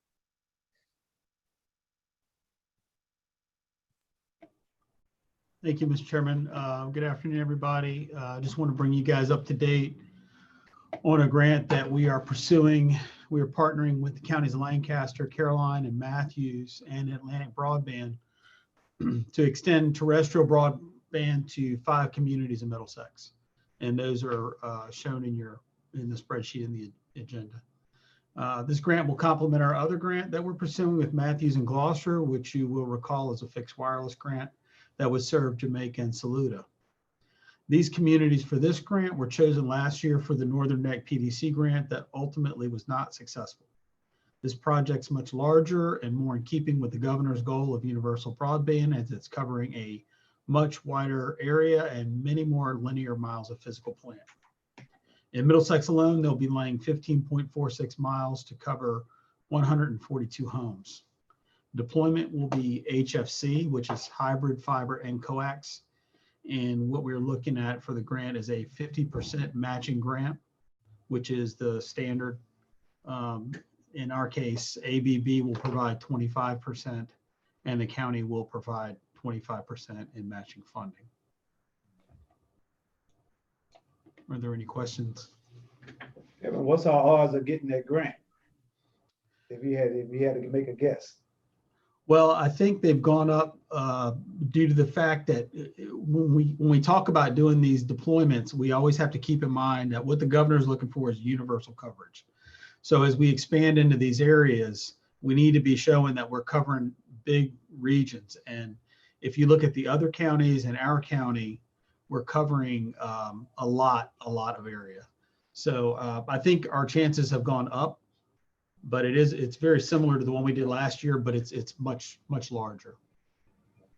And I think we added a community this year in Middlesex.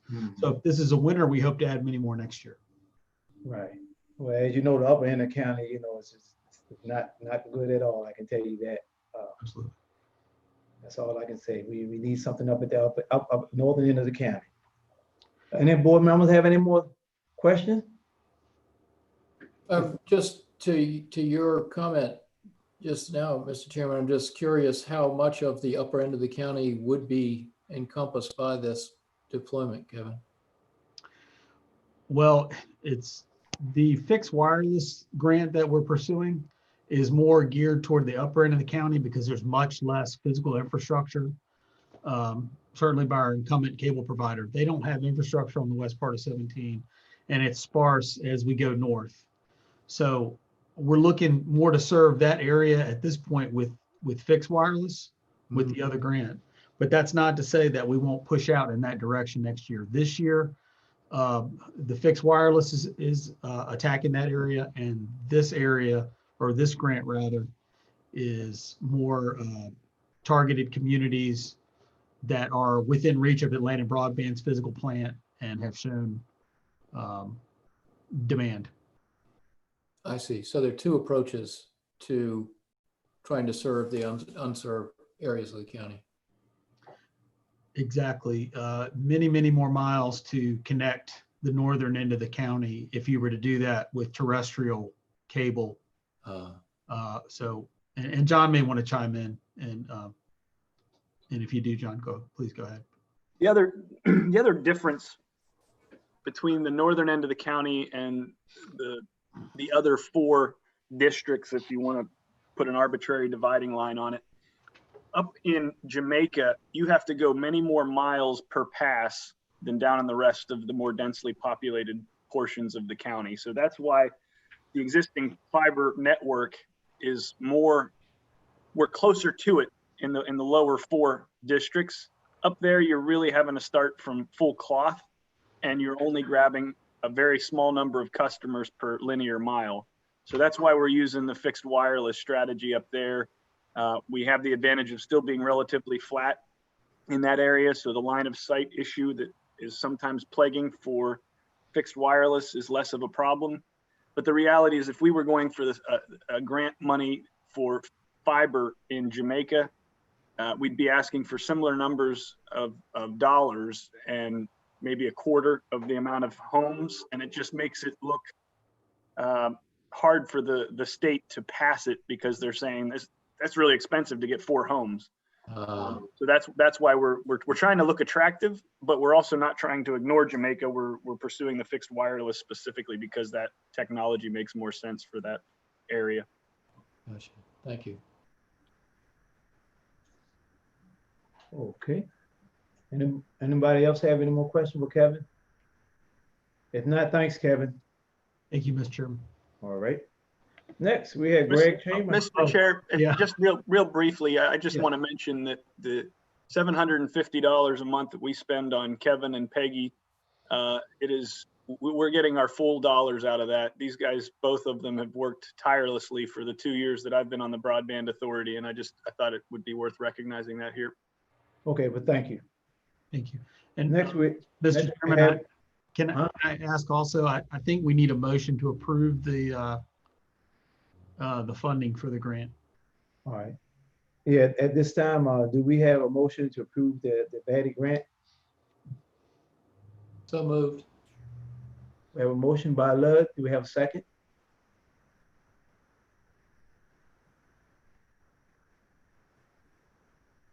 Second. We have a motion by Lud, second by Reggie. Any more discussion? All in favor of that motion, roll call. Mr. Coons?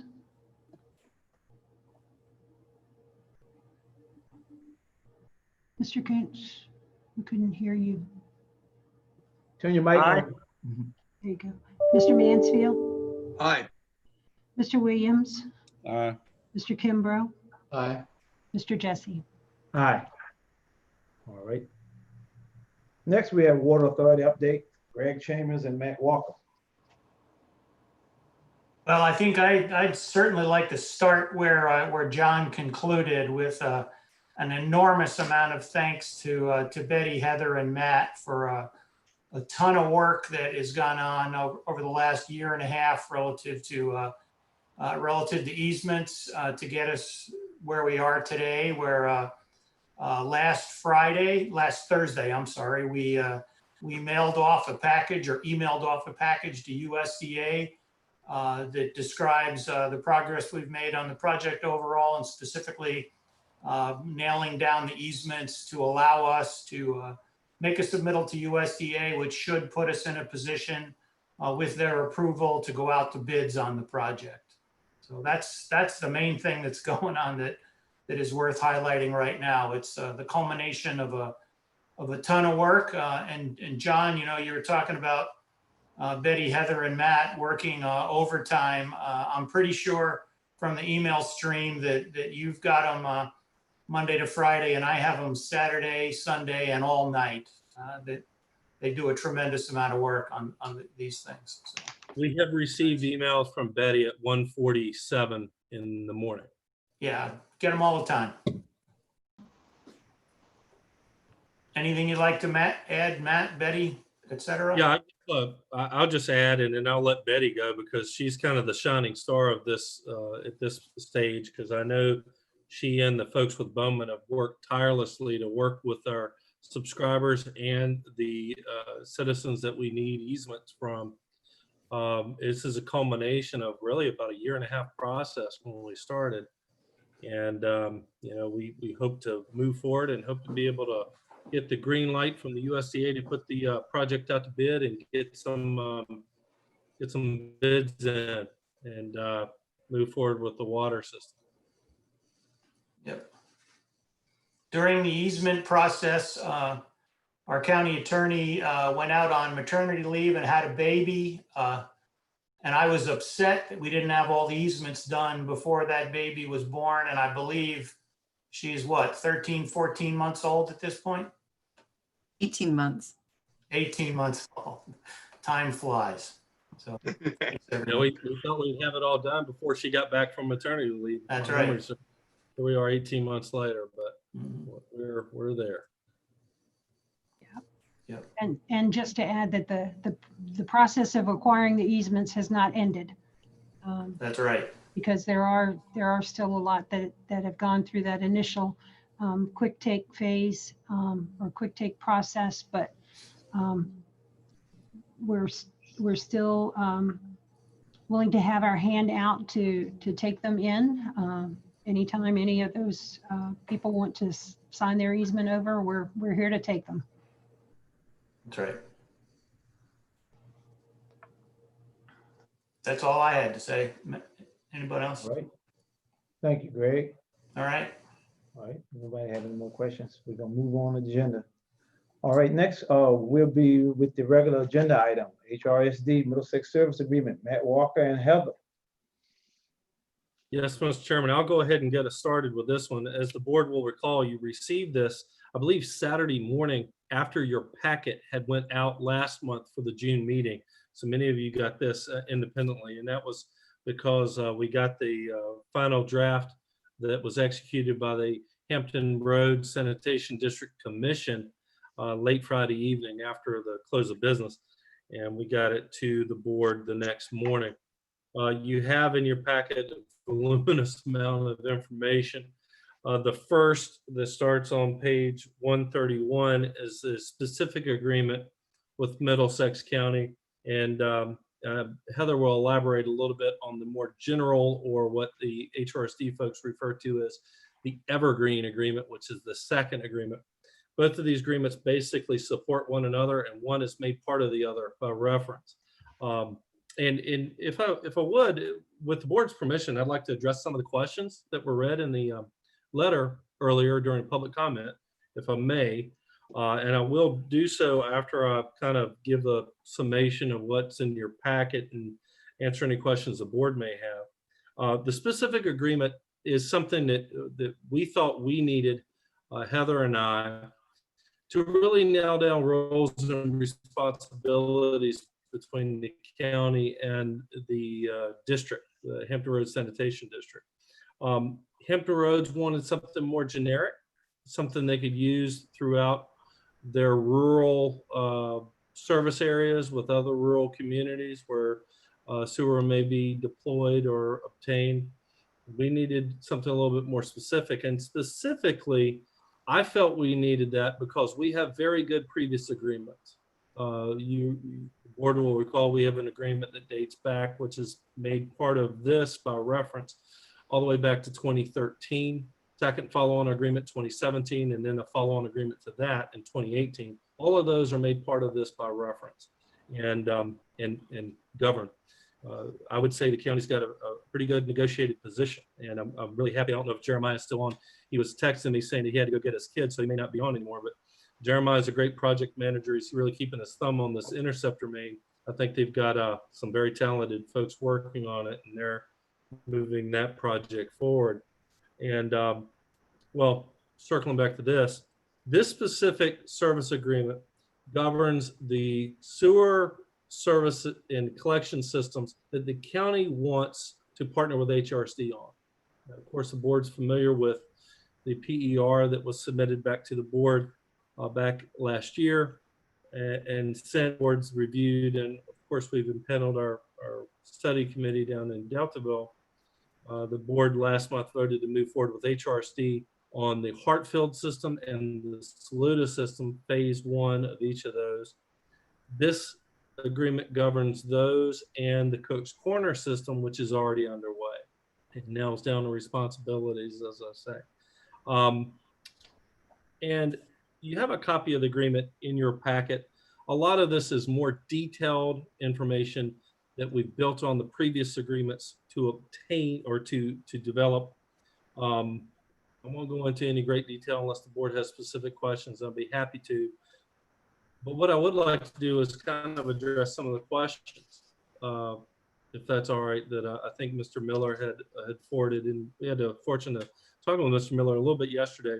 So I'm going to go kind of one by one, if it's okay with the board. Okay. The first question was, has the Middlesex Water Authority been authorized to act as the de facto sewer authority, and on what date was that authorization ratified? No, they haven't. It has not been ratified. The agreements preserve the option to either create a new authority or expand the existing water authority for the purpose of deploying sewer.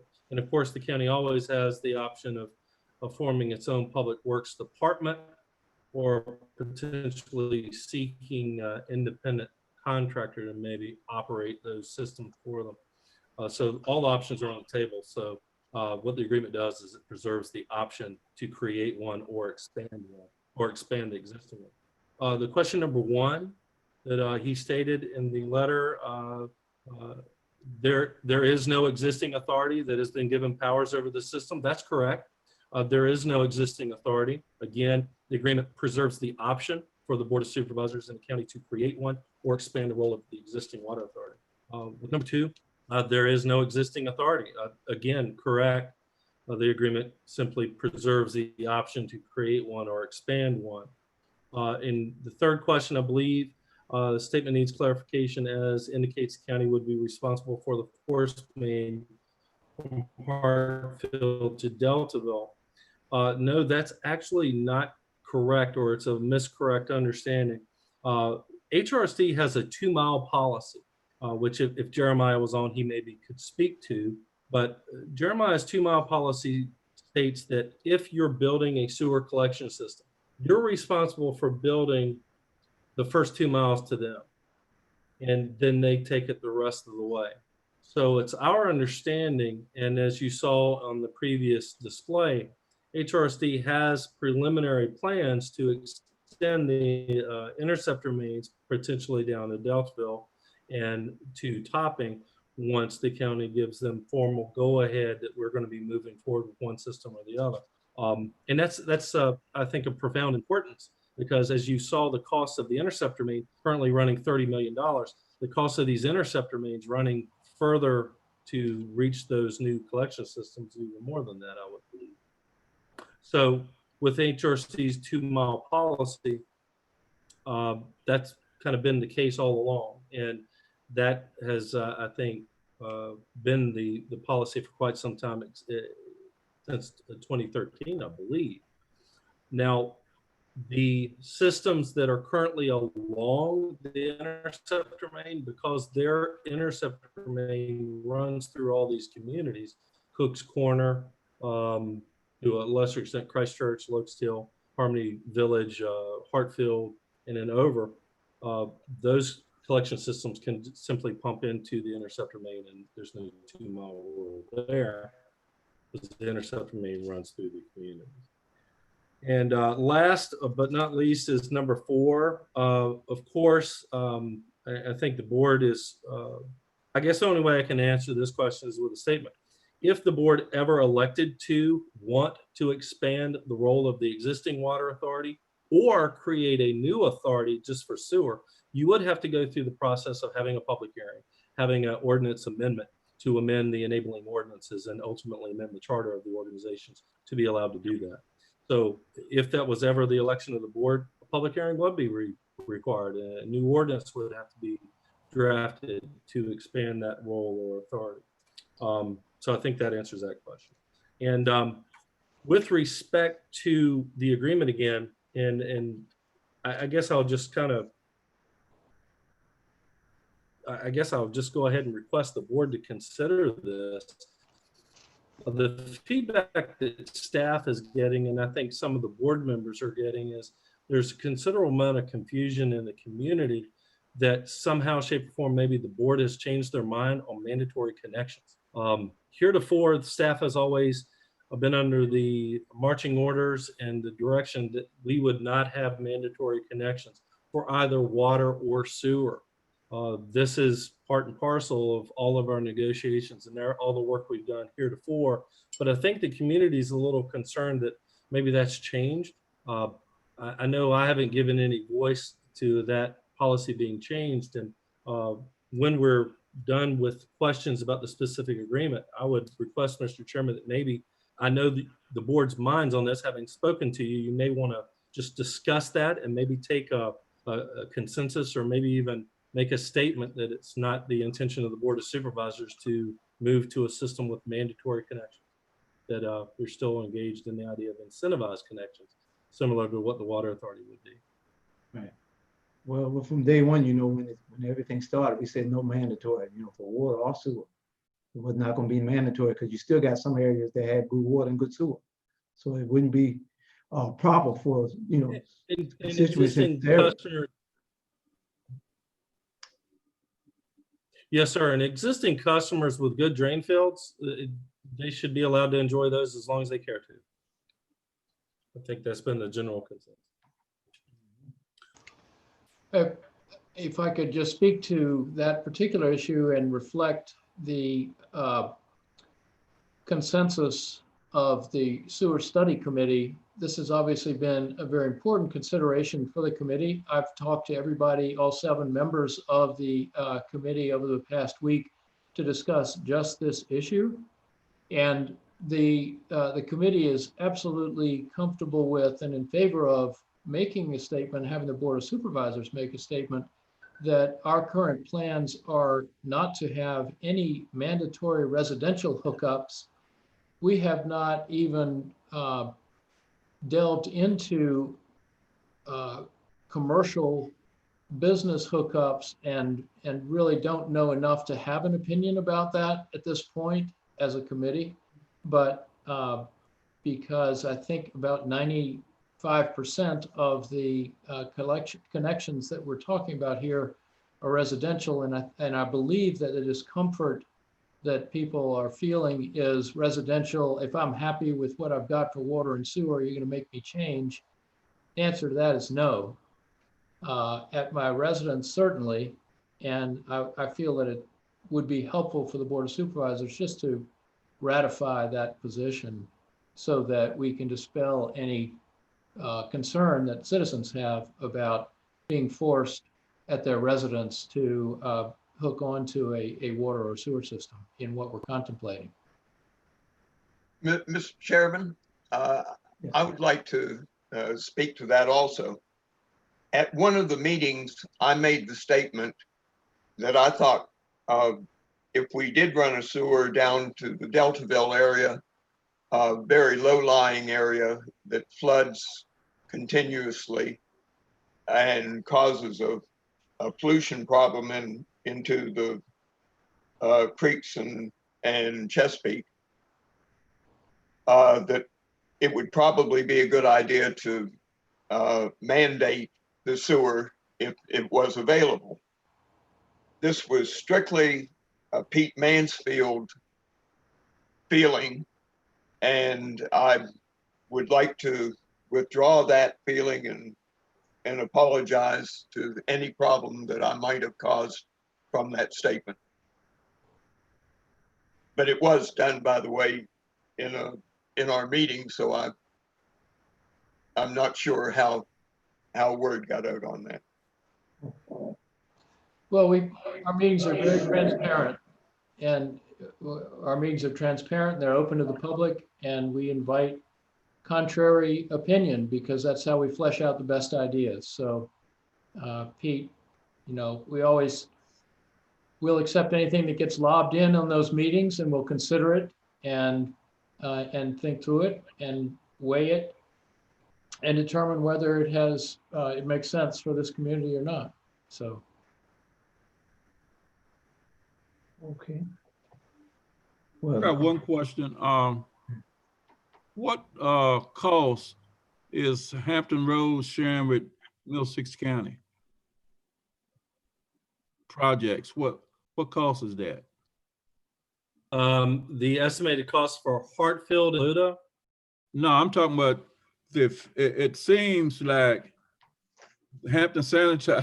I thought they was putting the main in on themselves. I thought Hampton Sanitary was putting the main themselves without a cost to the county.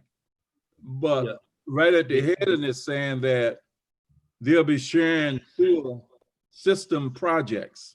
So what are we talking about? And also down in the writing there, it said something about 25% more or less. I don't quite understand. Right where you sign up, right at the end, it got 25% more or less of the projects.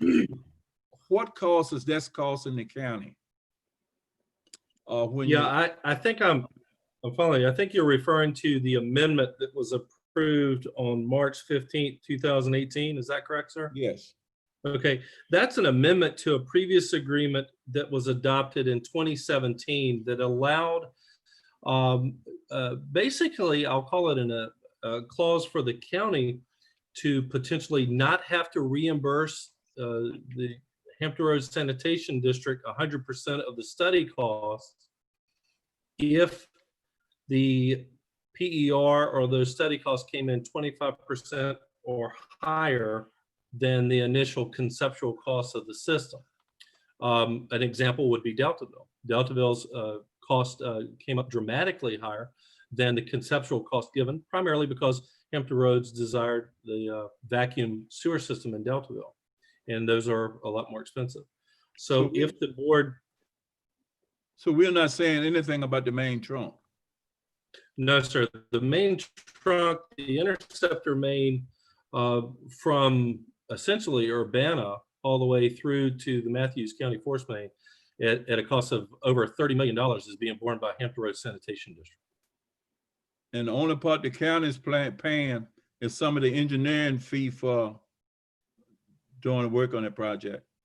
No, sir. We don't pay anything towards the interceptor main at all. We're responsible for only the collection systems that are deployed by the county within the service areas that pump into that. And the two mile hookup. Yeah, and thus far, the board's authorized moving forward with the final design and engineering on the Cook's Corner system.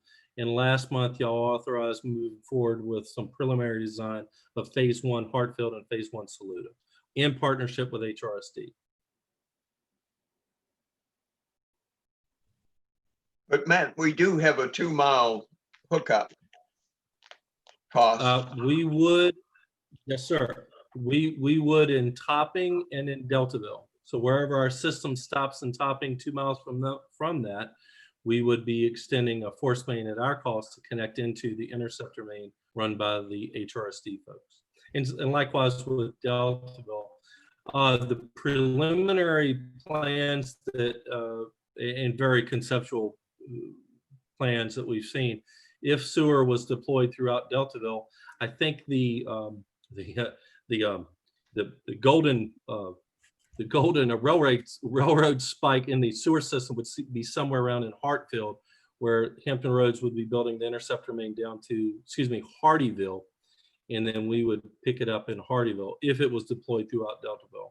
Of course, if we come up with a different deployment after study through the committee determines that maybe the board wants to deploy a small catalyst system in another area of Deltaville, then that could move that line's final location where the point of demarcation between HRSD's responsibility and the counties would pick up.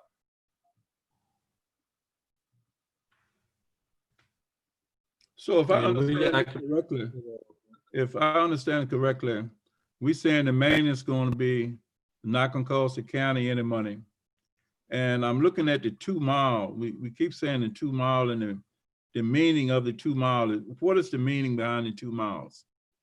We're responsible to build up to 2 miles to HRSD's existing main.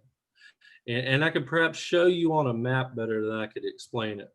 I'll give you, for instance, in Topping, for instance, if our sewer system is primarily around the airport and the campground in that area and around the restaurants and hotel that's out there, then we're going to be responsible to build that first 2 mile leg of force main back to the interceptor main. HRSD would pick up the interceptor main's construction roughly in front of the Topping post office, and then the rest of the way. And that would be about 2 miles. Okay. Well, 2 miles will take you down further than Topping. It'll almost take you to the pilot house. How about the one in Saluda? You got the courthouse and the jail. Now, 2 miles from Cook's Corner is not 2 miles to Saluda. That's correct. And you saying that's not going to cost the county nothing neither? No, sir. That one's not costing the county because we negotiated with HRC and they agreed to run that line since it's a temporary force main coming back into Saluda that's ultimately going to be reversed. If all these things that I'm hearing is true, then we're going to need to have more clarity out, because a lot of calls and different things are getting. I got a call, but the 2 mile thing. So I guess at the end we got to get more information on it to know exactly what the county got to pay for, because evidently we have it real mixed up. I think I definitely agree, and Mr. Williams, what I would recommend is once the county knows the catalyst systems they wish to deploy and where and how much. I mean, we've got a decision on Hartfield and Topping, but maybe once a decision's made in Deltaville, we would hold a series of town hall meetings, similar to what the Water Authority did. And maybe even have Hampton Road staff with us to help answer any questions they have. One of the things that I wanted to chime in earlier, but I didn't want to interrupt the discussion is, I know Hampton Road Sanitation District has a policy where an existing residential customer that's on a drain field, if they happen to connect to sewer and they want to connect to sewer, then Hampton Road Sanitation District waives their connection fee to that sewer for residential customers.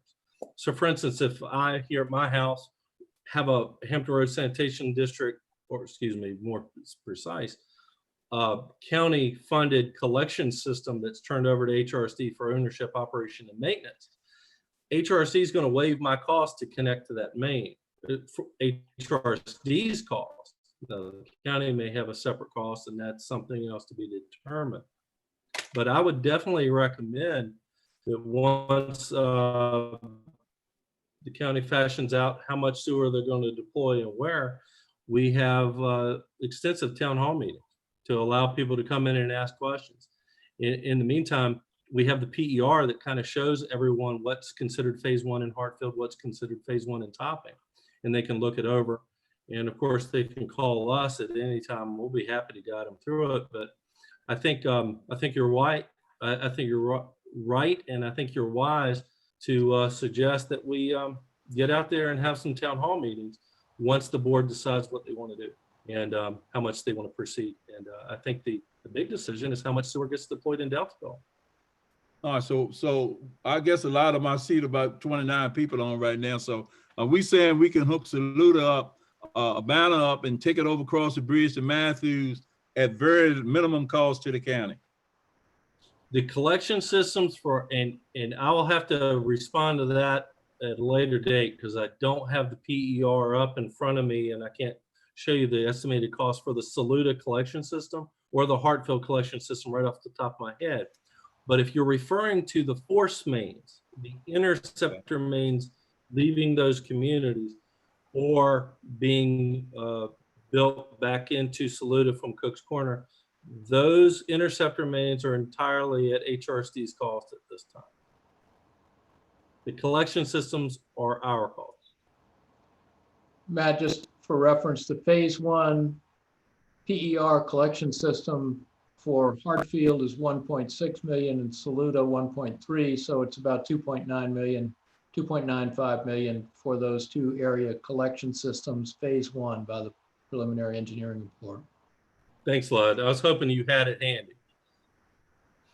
And of course, the board is maybe aware, well, of course the board's aware, but some of the folks attending may not be. The board already has $854,000 in a reserve operating account to help fund the debt service on the sewer systems that y'all wish to move forward with. So that would not involve tax increases. That's already in the budget. It has been in the budget since 2018.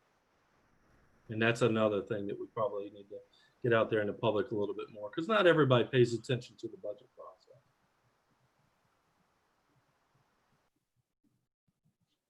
And we also could simplify that a little bit too. When we see the $250,000 and exactly how that money is being used, we gotta know, we gotta have some idea. I mean, I guess within $1 million, how much money you're borrowing, how much you're gonna borrow, because we're already making a payment on something we really hadn't agreed to do yet. So it would lack to, out of that, I'm gonna just use $800,000.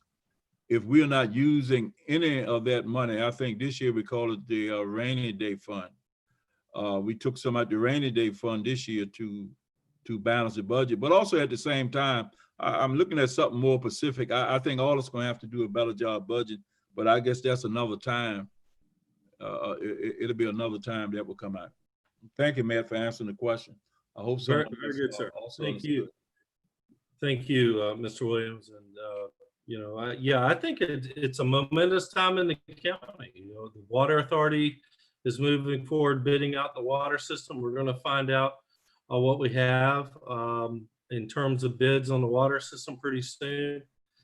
You know, and going back to my report, you'll notice rates are at an all-time low. So yes, it's going to cost a lot of money to do some of these infrastructure investments in the community, but there hasn't been a better time in several years. The current USDA rate that we qualified for with the Water Authority is at 1.125% for fund, which we hope to partner with DEQ heretofore on how to finance some of the sewer collection systems. That's currently at 1.5%, I believe, for 20 years, and 2% at 30. So those are great interest rates that afford the board the ability to maybe deploy more infrastructure and invest a little bit more into the community, which is good news. And if I may, segueing back to the agreement, again, you have two agreements in your packet. One is a specific agreement that gets really down into the weeds and details on things. And then you have a general agreement. The more general, generic agreement is something HRSD wished to have to use throughout the rural communities. And after I make my last point on the specific agreement, I'll ask Heather to chime in a little bit on that.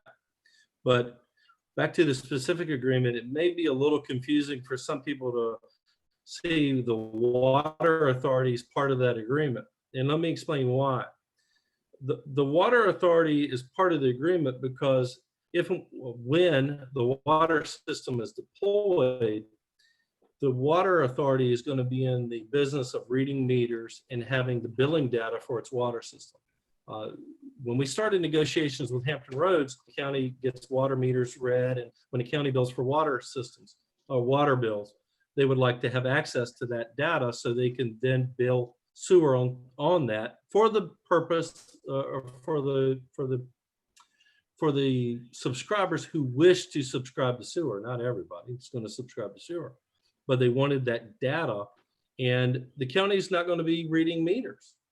The Water Authority is reading meters. The Water Authority is going to be billing for the water, not the county. The county's got a Water Authority to do that. So the Water Authority needed to be part of this agreement for the purpose of billing, because after the board approves this agreement, it goes to the Water Authority. They're the third party to the agreement, and they have to sign stating that, yes, they're going to share their billing data with HRSD. So HRSD, for those who choose to connect to sewer, can bill them according to their water usage. So I wanted to make sure that was clear.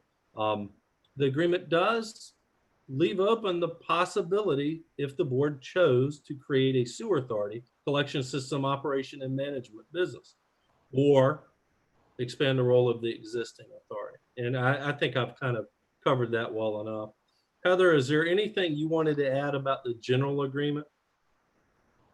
Thank you, Matt. I just simply put, it's a nice general contract in that it lays out the rules of the game for everybody, what's expected of us and of HRSD.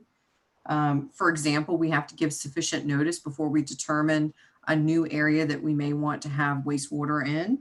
And then it sets out regulations that HRSD has to abide by, how quickly they need to respond, and system odors and the facilities. And it requires that, if there's any county-owned property, whether it be an easement or an actual conveyance of the land, we do that with HRSD. HRSD may then allow us an easement back over our property for Water Authority. So it's a very, very general agreement with basic outlines for everybody on what's expected of them. And I think you've touched on pretty much everything, whereas the first agreement is much more specific. We have some unique nuances in Middlesex County because we have prior agreements that we've signed, which are incorporated into both of these agreements. And so it was a little difficult, it was just something unique we had to navigate in negotiations, but I think we've done it. I think we've done it quite successfully by ensuring that those prior terms are incorporated and will trump if there's any conflict. That's all I have to add. Happy to answer any questions. Yeah, we did have a wealth of previous agreements we had to incorporate in this, and when looking back at it, I think Wayne, you were on the board. Pete, you came on the board kind of on the beginning of this too. There were, I think we really started this project with HRSD to some great degree in 2008, 2009, with the first amendment to the comprehensive plan in the county. It set up growth areas and areas that you would potentially serve with water and sewer and other infrastructure. Hey man, I got one question. Let's say the sewer line and the water line is going down to Grace Point Campground. Yes, sir. You got a little small development on the right-hand side of the road. Mm-hmm. If all of them pay the hookup for the water, this septic system will be hooked up free. I'm sorry, are you saying if they paid for you connections to whatever, you're gonna pay for the water hookup, from my understanding. Then are we saying in the Grace Point area, if we going past the pilot house, they got a development down there to the right-hand side, I guess got maybe 25, 30 houses in it. Right. Will we be saying that they'll be hooked up to sewer free if they're hooked up to the water? No, sir. No, there would be a separate connection fee that the county may wish to have, and that's yet to be determined. What I would say is if they're on an existing drain field and they wish to connect to sewer, Hampton Road Sanitation District would waive their connection fees, which I think are about $1,800 now. And it's part and parcel because HRSD looks at it as part of their mission to serve people who are on drain fields with sewer. So the more people they can take off of drain fields, especially as Mr. Mansfield pointed out, especially if a drain field is failing, the more of those that they can take off drain fields and put on sewer, it's kind of their core mission in a manner of speaking. As a sanitation district, that's their core function, is to, operate a wastewater collection system in a sanitary fashion and take folks off of drain fields, especially ones that are failing. So if I or you are an existing homeowner, and you don't have to be a water authority water customer to connect to sewer. The main thing Hampton Roads wants is you're on a community owned or metered water system, not just be a property owner that connects to sewer. It's important for HRSD to have a community owned, public owned, some kind of metered water system that the customer is on. So it doesn't have to be a water authority customer. It could be Coves Wilton Creek's a good example. They have meters at all of their homes. John used to help them maintain that, if my memory serves. They would not have to be water authority customers to connect to Hampton Roads Sanitation District sewer. They would just have to work an agreement out with Hampton Roads where they share their billing data from their meters back to Hampton Roads. So not to get over detail. What would it cost somebody to hook up if they were staying there? Hampton Sanitizer is going to waive the $1,800 fee. What would it cost somebody, an individual, to hook it up to their house if you got the main running by and they're 150 feet, 200 feet off the road? What would it cost them to hook their house up if they have a septic and they have a well and they say, we're going to hook up, what it's going to cost? Do we have that figure yet? Okay, well, I can answer this. If they're located on an existing water authority water line, let me address it that way first, then they have, up until we bid the water authority's water project, to get a $500 deposit in for their water connection. And then the remaining $4,500 is due when the water line's installed. Hampton Roads, I'm sorry? Did you say 500? It's a $500 deposit on a $5,000 connection fee. Yes, sir. Only a deposit. I don't think that was out here. I mean, from my information, from what I understand, it was a $5,000 fee that you had to go for the water authority, not 500. Yes. So now if we talking 500 versus 5,000, we done got a whole lot of information out here wrong. Well, we've done our best with the water authority to get the information out there. We had a 10% deposit due from the very beginning on both endeavors, the first one and this one. It doesn't mean that they don't have to pay the remaining 4,500. It means that they only have to put the 500 down towards the remaining 4,500. The remaining 4,500 would be due when the meter is installed, basically, when construction is complete and their water service starts. But I don't want to get a field on just that aspect of it. You asked a specific question. I'm just looking at it, Matt, because right now, see, I'm very unpleased with the $500 versus I thought it was $5,000. And I know a whole lot of other people who had, I guess some paid the extra money that you know, the extra money, they paid the whole lump sum. Some of them had the money, paid the whole lump sum, I would guess.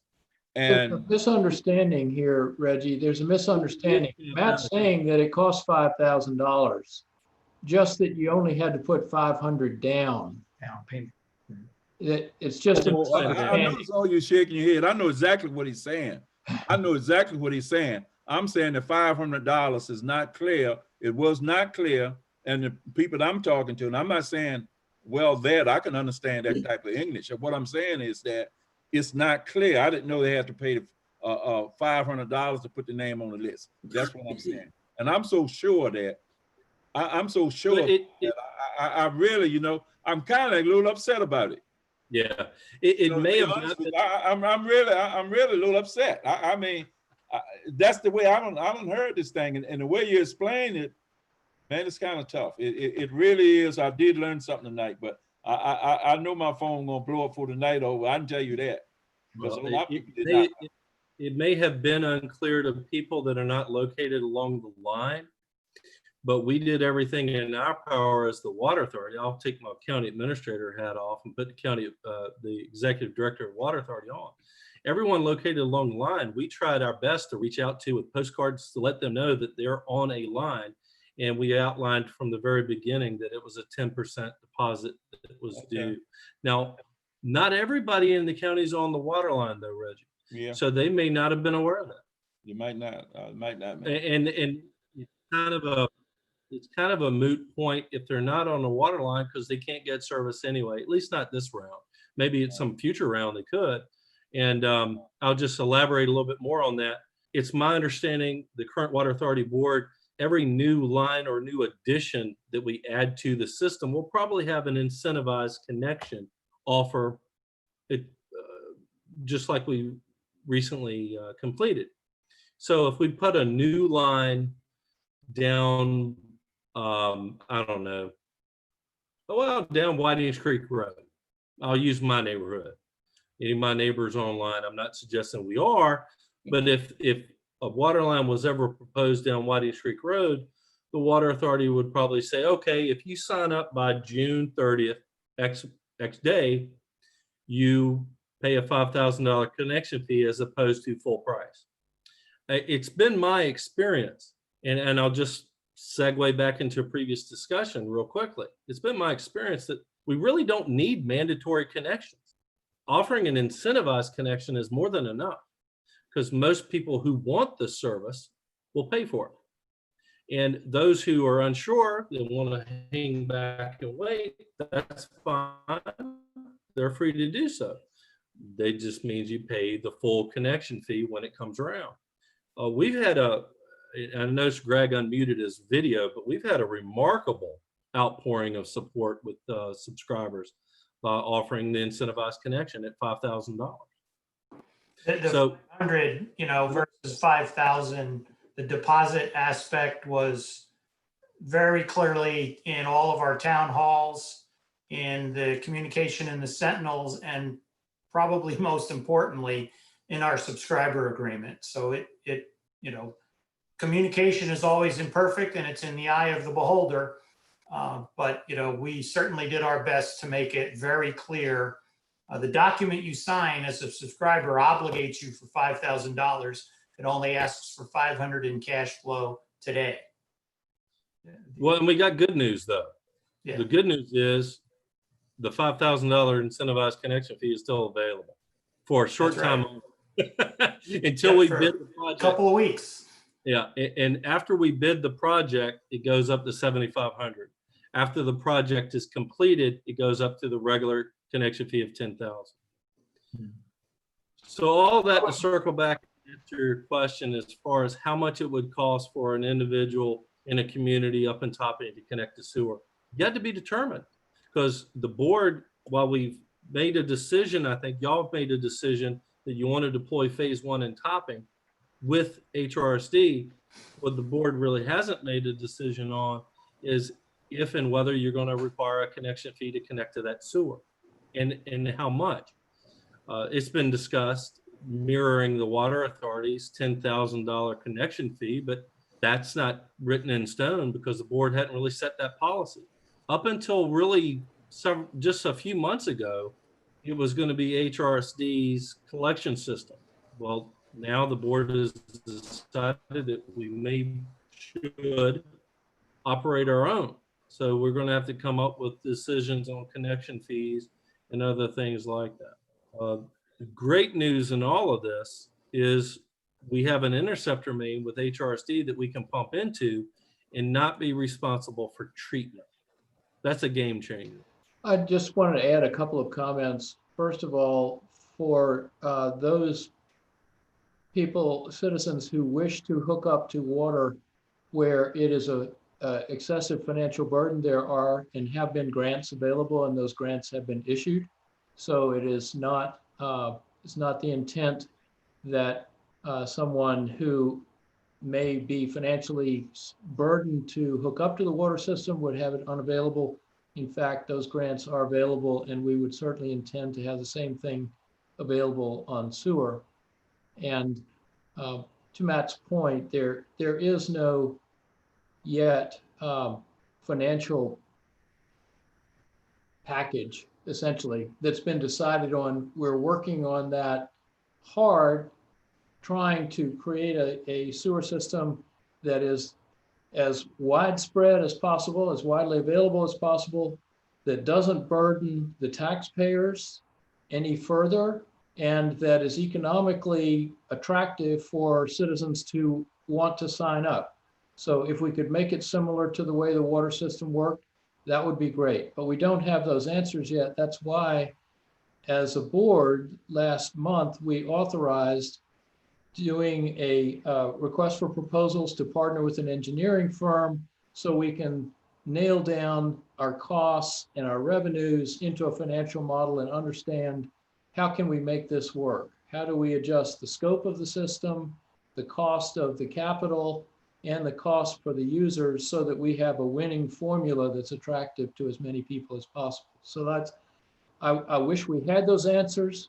There was a letter to the editor in the newspaper last week that said the board should give us all those answers, but we don't have those answers yet. There's still a lot of work to be done.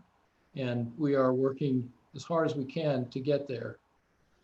Yeah, and I think, Lud, that's a very good point. And when we do, I can tell you it would be my recommendation that we hold several town hall meetings at strategic locations in every connection or in every sewer service area to help answer those and make it, or have Zoom meetings. I mean, we had a very well attended Zoom meeting on the COVID-19 discussion, and they're fairly user friendly, and people can join from the comfort of their own home and ask questions. So really with that, we got a little bit of field, Mr. Chairman, but I think we covered some fertile ground, and you have the two agreements in your pack. Right, and I guess you don't have to make a motion on the service agreement, but prior to doing that, Betty, we've been almost 2 hours and 23 minutes, so we're gonna have to do the declaration again for electronic meetings. No, we don't have to do the declaration. We just need to take a roll call to make sure Okay, that all right. everyone's present. All right. Let's get that roll call in there. Okay, Mr. Coons? Here. Mr. Mansfield? Here. Mr. Williams? Yeah. Mr. Kimbrough? Here. And Mr. Jesse? Here. Okay, well, thank you for that. Well, we've been working on that for a while. So what's the will of the board, feelings on the board with the service agreement contract? I'm opening it up to the board. Mr. Chairman, I'm comfortable with the service agreement. I would Okay. move that we adopt the service agreement. All right, we have a motion by Lobe Kimball to adopt the service agreement. Do we have a second? Second. We have a motion, it's been seconded by John. Any more discussion? If not, roll call. Mr. Coons? Aye. Mr. Mansfield? Aye. Mr. Williams? Aye. Mr. Kimbrough? Aye. Mr. Jesse? Aye. Motion so carried. Next on the agenda would be bus garage mural project. John Coons. Thank you, Wayne. right. So as part of the beautification of Cook's Corner and the revitalization grant that envisions the Middlesex Foundation putting in affordable housing and the bus garage being exposed when old St. Clair Walker School gets moved across to become the brewery, the idea was brought up that maybe we should change the location of the bus garage, and we spent countless months discussing that, only to finally realize the bus garage we have is perfectly fine. It's just a little dingy, and it's used to hiding behind another building, which is going to eventually change. So what I've put together is a plan, and I think Dr. Gretz is supportive, and he's probably going to be bringing this to his school board, but the school bus garage is owned by the county, so it's really our decision. What I'd like to do is some beautification that incorporates the students of Middlesex County, as well as some alumni. And we've got a couple of artists that have offered to do some design work where we would put a mural on the south-facing portion of the bus garage that would now be exposed to the Pooler Highway once the old school is moved across the Pooler Highway. And I think if the board authorizes us to proceed with this project, it can be zero cost to the county.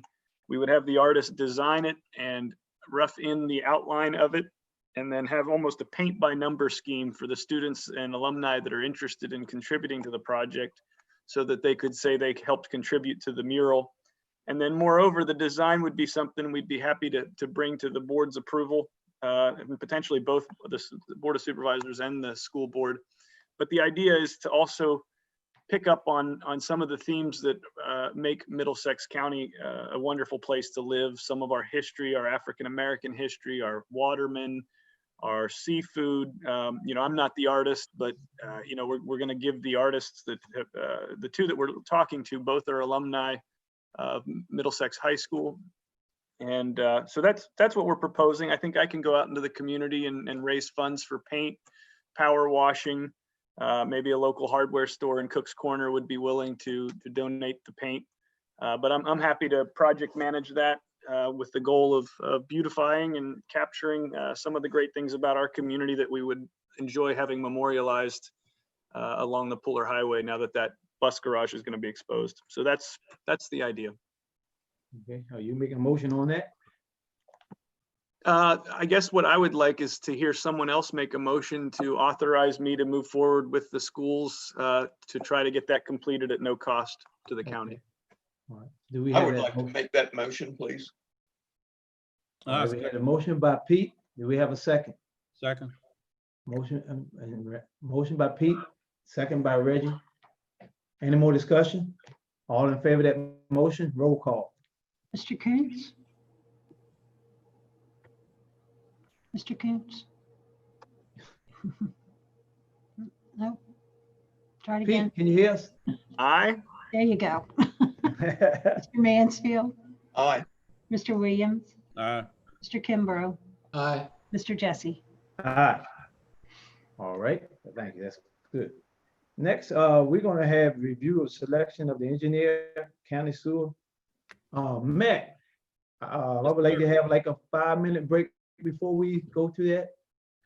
Okay. If that's the will of the board, can we get a 5-minute break? Yes, that would, Okay. sorry, staff supports that. What do you say, Heather? Staff supports that as well. Okay, 5-minute break. Thank you.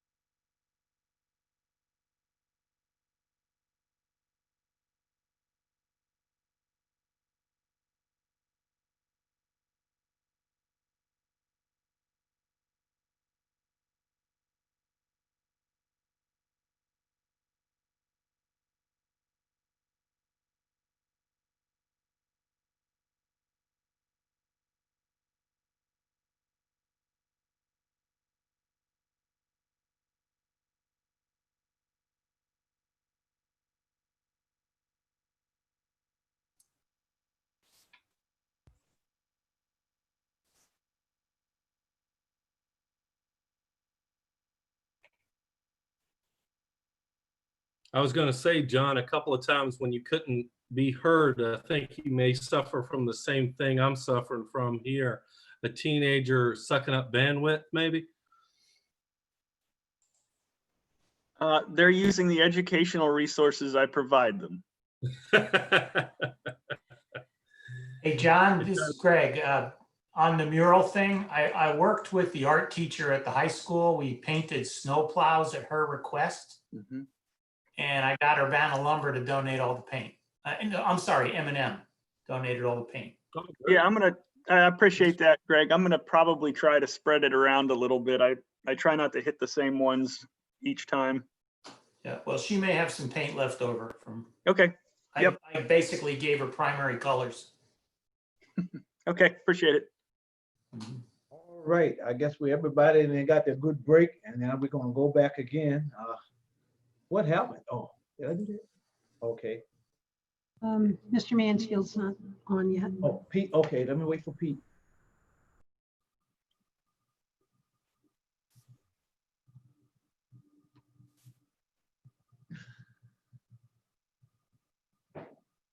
And Betty, just a logistics item. I think one of the attendees has their hand up. May want to just let them know that we'll have public comment at the end. Well, at the beginning of the 7 o'clock meeting, I guess, or end of it.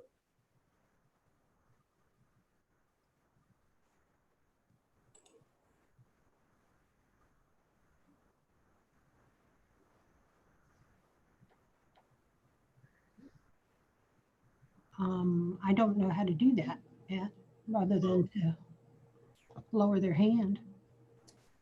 Maybe. Let me see if I can send a chat message. Up there it went. Okay. She heard me.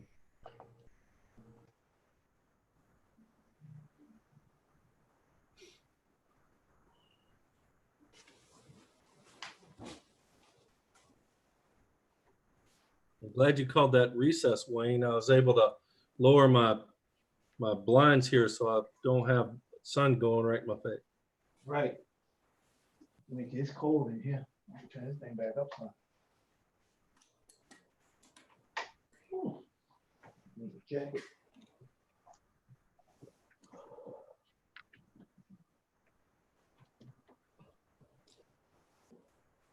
All right, I'm gonna give Pete a couple more minutes, and then we gonna have to roll.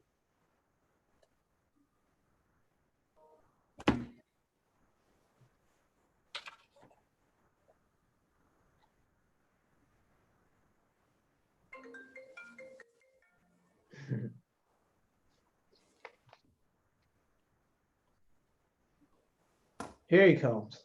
All right. Hey, Pete. Oh, there we go. He's brought us something to drink. Right. Okay. All right, Matt. We're gonna start back with the review of selection of engineer for the county sewer. We probably should do another roll. 77. Huh? We probably should do another roll call too. All right. So that Let's do everyone roll knows call. everyone's here. Yeah. Mr. Coates, Here. Mr. Mansfield. And Mr. Mansfield, you need to unmute.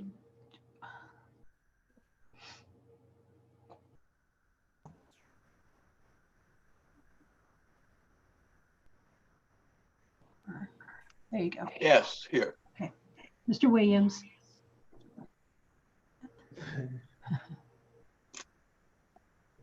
Yeah. There you go. Mr. Kimbrough.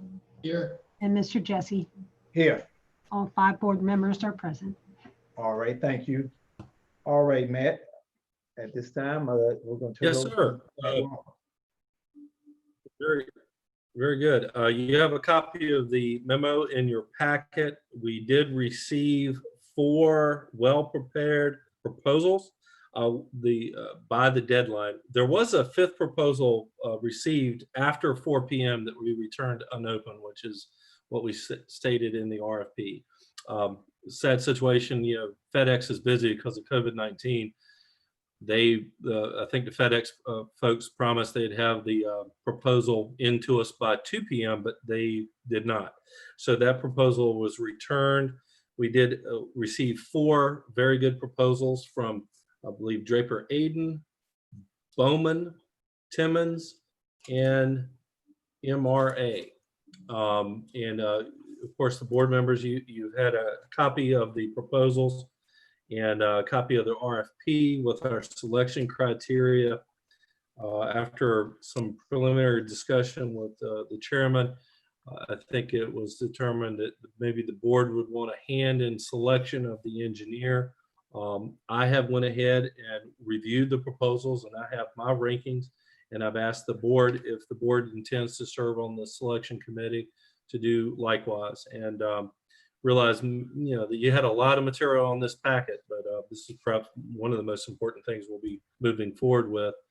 The purpose of securing this engineer is to do the design work for the Christchurch and Topping sewer collection system, and to assist the sewer committee established in Deltaville in their review of technologies, deployment footprints and cost, and other factors in trying to determine how much, where, and to what extent sewer would be deployed in Deltaville. If that, Bud, did I do that justice? Yes, yeah, they're those two pieces, and helping with understand the alternatives and the economics for Deltaville is a critically important piece. Yeah, wanted a little bit deeper dive into that subject, deeper than maybe the HRC PER provided. So with that, you've got the four firms. I got to tell you, I think we'd be well served by any of the four. And wanted to ask the board how you wanted to proceed in selection. If you have a top 3 or top 2 that you may want to interview, we can ascertain who those are tonight, or potentially hold a work session at a later date to do the reviewing and the scoring and inviting to an interview potentially. Pretty much up to the board on how you want to proceed with procuring or securing your consultant engineer on this matter. Well, at this time, I'd just like to open up to the boards. I want to hear some ideas.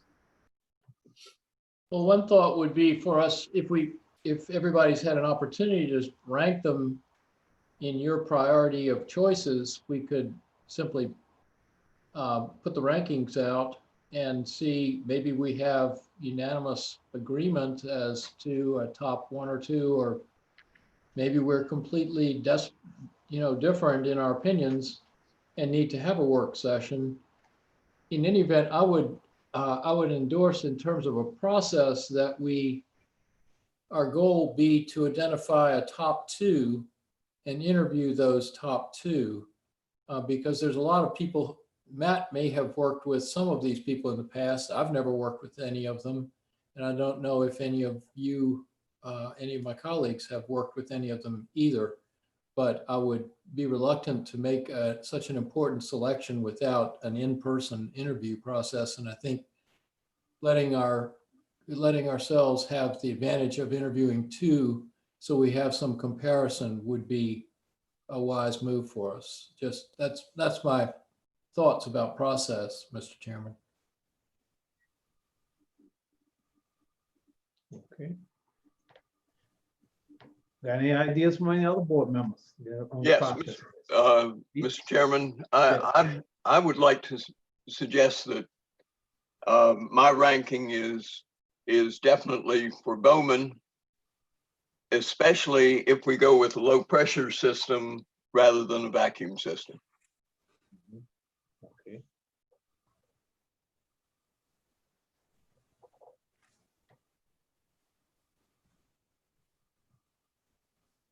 And from any other board members? Let's see. Well, I'm gonna hear your thoughts so we can make a decision what we want to do.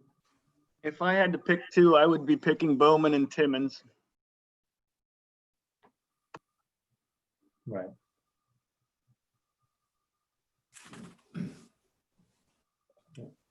And Lud? Yeah, my top 2 would be WRA and Bowman. And Reggie? WR and Bowman. And my 2 were Bowman and Timmons, too. That was my 2 words. And Matt, I'm curious, but I want your opinion on this. Okay, did Pete have a scoring? For a second option? I heard him say Bowman, and I'm writing them down. Give me a moment. Okay. My top two, it may surprise some of you, and I know several of my friends from Bowman are online here, but I was really impressed with the WRA and Timmons.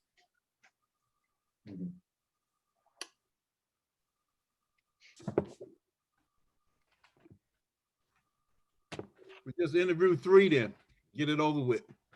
Yeah, I think you interviewed 3, just like Reggie said. MRA, Bowman, Timmons. Very good. That seems to be the consensus. I will approach all 3 of those entities, Mr. Chairman, and see if we can settle on a day. Is there any particular day the board would have in mind to hold a work session to conduct those interviews? I guess This we have week? to pull up a calendar and see what date's good. I mean, with that corresponds, you know, that we can work out. Okay. I know they're probably all eager to talk to you. How about if we try to have interviews on the 10th? And what I'll do is we'll conduct them similar to how we conducted the reassessment firms for the regional reassessment. I'll offer the entities the choice between coming in person and or attending a Zoom interview with the board. Most often they choose Zoom. It's a lot convenient, and they can do their PowerPoint over Zoom just as easy as in person. That helps expedite things. And if the board is if the board's available on the 10th, I can try to schedule all the interviews on the afternoon of Friday the 10th. I'm looking at my calendar. All right, let's see, 10th. I like the 13th. You like the 13th, Reggie? Yes. No, it's not Friday the 13th. That's Monday. I know, I was just messing. 13th always been my lucky day. I can go with that. Let me see. Yeah, I'm having trouble pulling my calendar up. Here we go. There we go.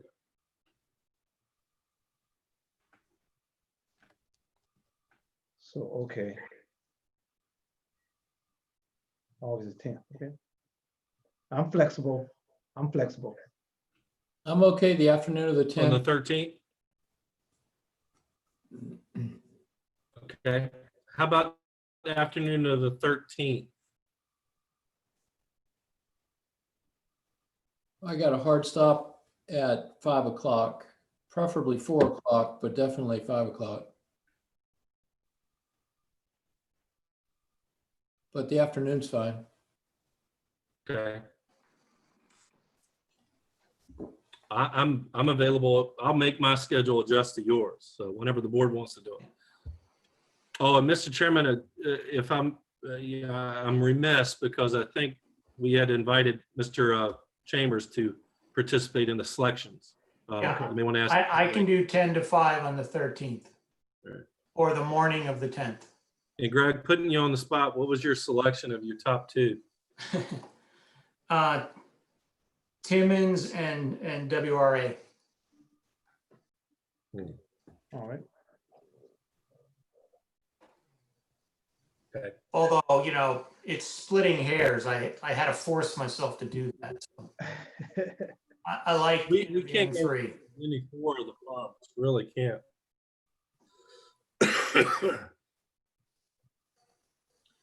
So it's gonna be that Monday the 13th. Is that what you agreed on? I think Lud's got some issues that afternoon. As long as we're done, if we're done by 5, I'm okay. If we're done before 5, we say? And I'm tied up till 10. Okay. So if we did them all the afternoon of the 13th, would that be okay with everybody? We'll start them at 1, finish them at 5. Yeah. Yeah, well, we can try to do Okay. that. Yeah. All right. I'll make the necessary calls. All right. And invite WRA, Bowman, and Timmons to You're interview. sending out the calendar invite? Yes, sir.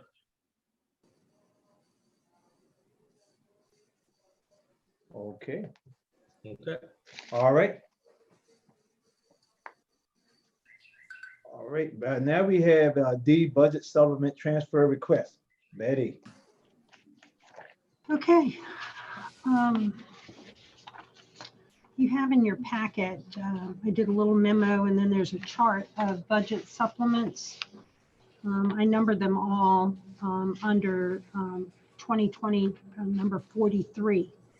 And these are just budget supplements to come from either revenue that we've received that's over what was budgeted, or from new revenue that would come from the general fund to offset expenses.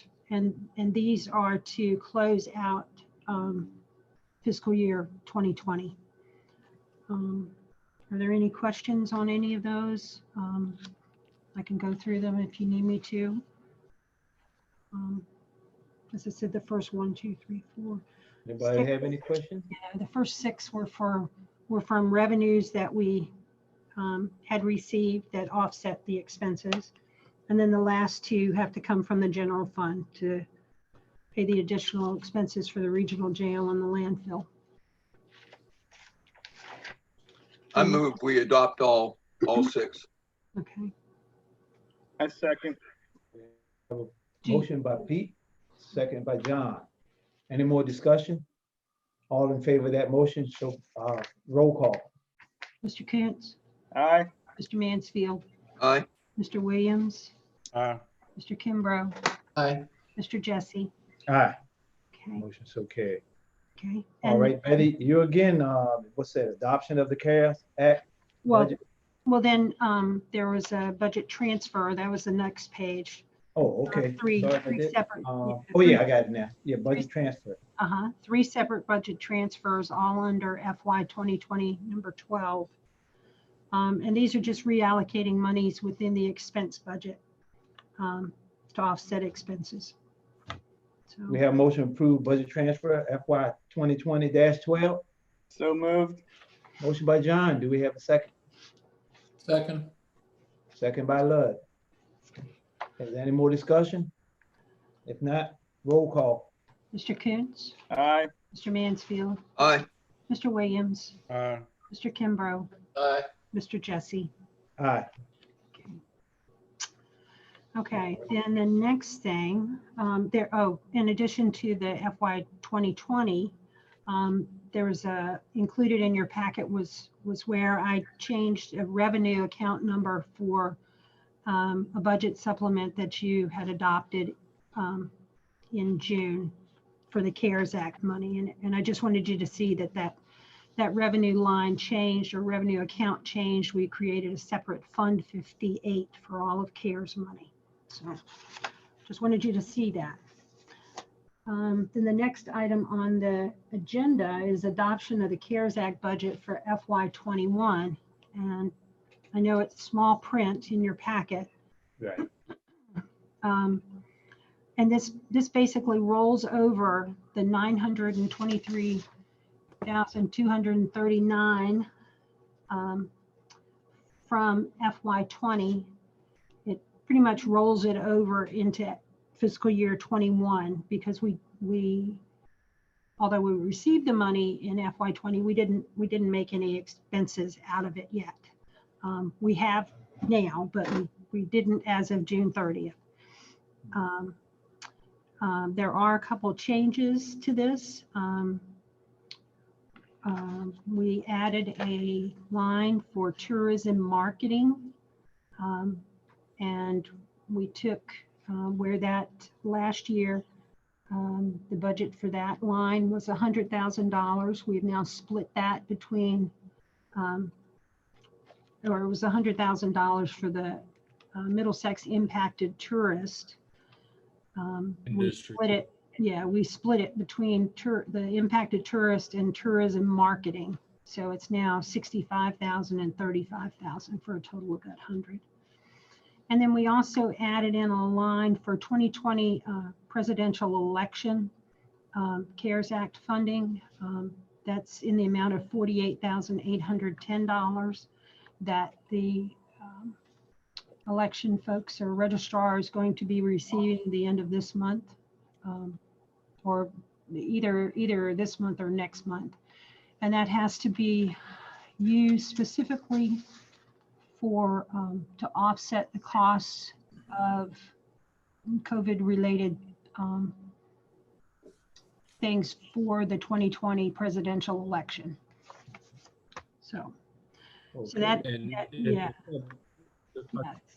If So I that- may add just real quickly to that, Betty, if you don't mind, the presidential election, dealing with the registrar's office and whatnot and the CARES funding, the registrar and the electoral board have invited myself and Betty, and I think Wayne, you may have been invited to that meeting as well, to meet over at the registrar's office to discuss some of their plans and what they hope to be able to use some of those funds for, and how to accommodate the election upcoming. Actually, they've changed the location for that meeting, but Okay, it's at 10 o'clock tomorrow morning. 10 o'clock, not at the registrar's office, but at the conference room? It's going to be in the first floor hearing room of the courthouse. Okay. Okay, so at this time, do we have a motion to adopt the CARES budget for FY 2021? So this is now for a total of $972,049. Do we have that motion? So moved. Motion by Lud. Do we have a second? Second. Second by John. That motion will probably second. Any more discussion? Or roll call. Mr. Coons? Aye. Mr. Mansfield? Aye. Mr. Williams? Aye. Mr. Kimbrough? Aye. Mr. Jesse? Aye. Motion so carried. Next, we have easement needed for Middlesex Water Authority. Matt Walker. Yes, sir. These are easements that the Water Authority needs through the properties that the county owns at the Deltaville Maritime Museum, primarily the wooded property that's located north of the Keith Roos's Marina and over to the Field of Dreams, pretty much. Betty, can you pull up the exhibits? And we can probably show that better than I can describe it. But there are 3 affected tax map parcels that the Water Authority needs a utility easement through. The first one's 41-28-4. Next is 41-28-5. And last one is 41-28-7. And again, this is primarily the wooded tract across from the Maritime Museum that runs in just north of Jackson Creek Condos, Harbor House, and Mr. Roos's Deltaville Boatyard Marina. And I think Betty's pulling them up now. So that's the first track right off of Jackson Creek Road across from the Deltaville Maritime Museum. It's a 10-foot utility easement. It is a permanent easement because we will be placing the water line on that. And the next one is the next track over.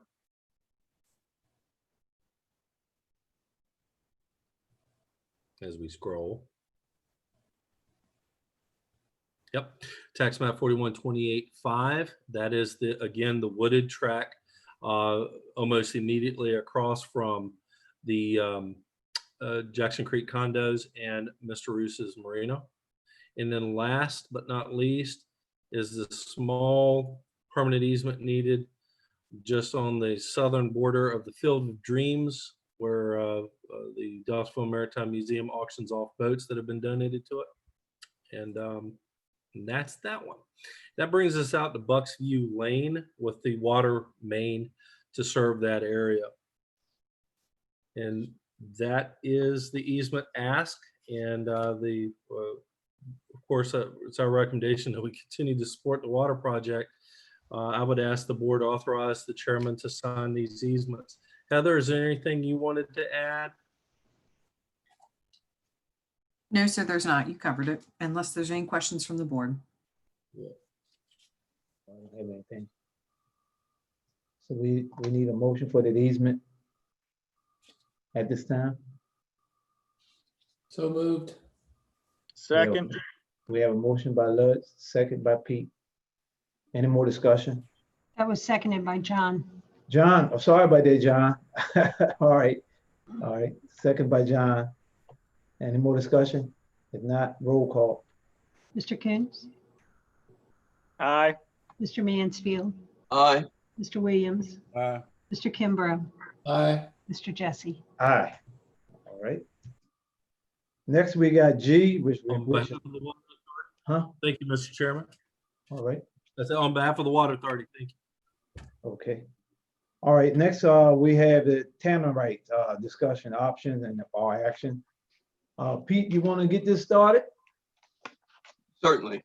Okay.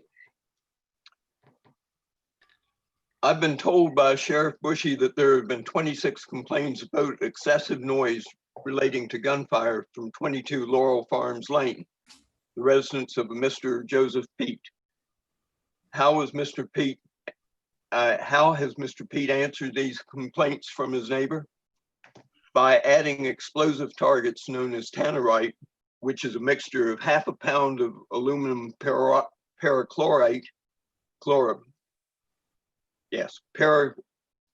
ammonium perachlorate, and the oxidizing aluminum powder that can only be triggered from a high-powered weapon with a muzzle velocity of at least 200 feet per second.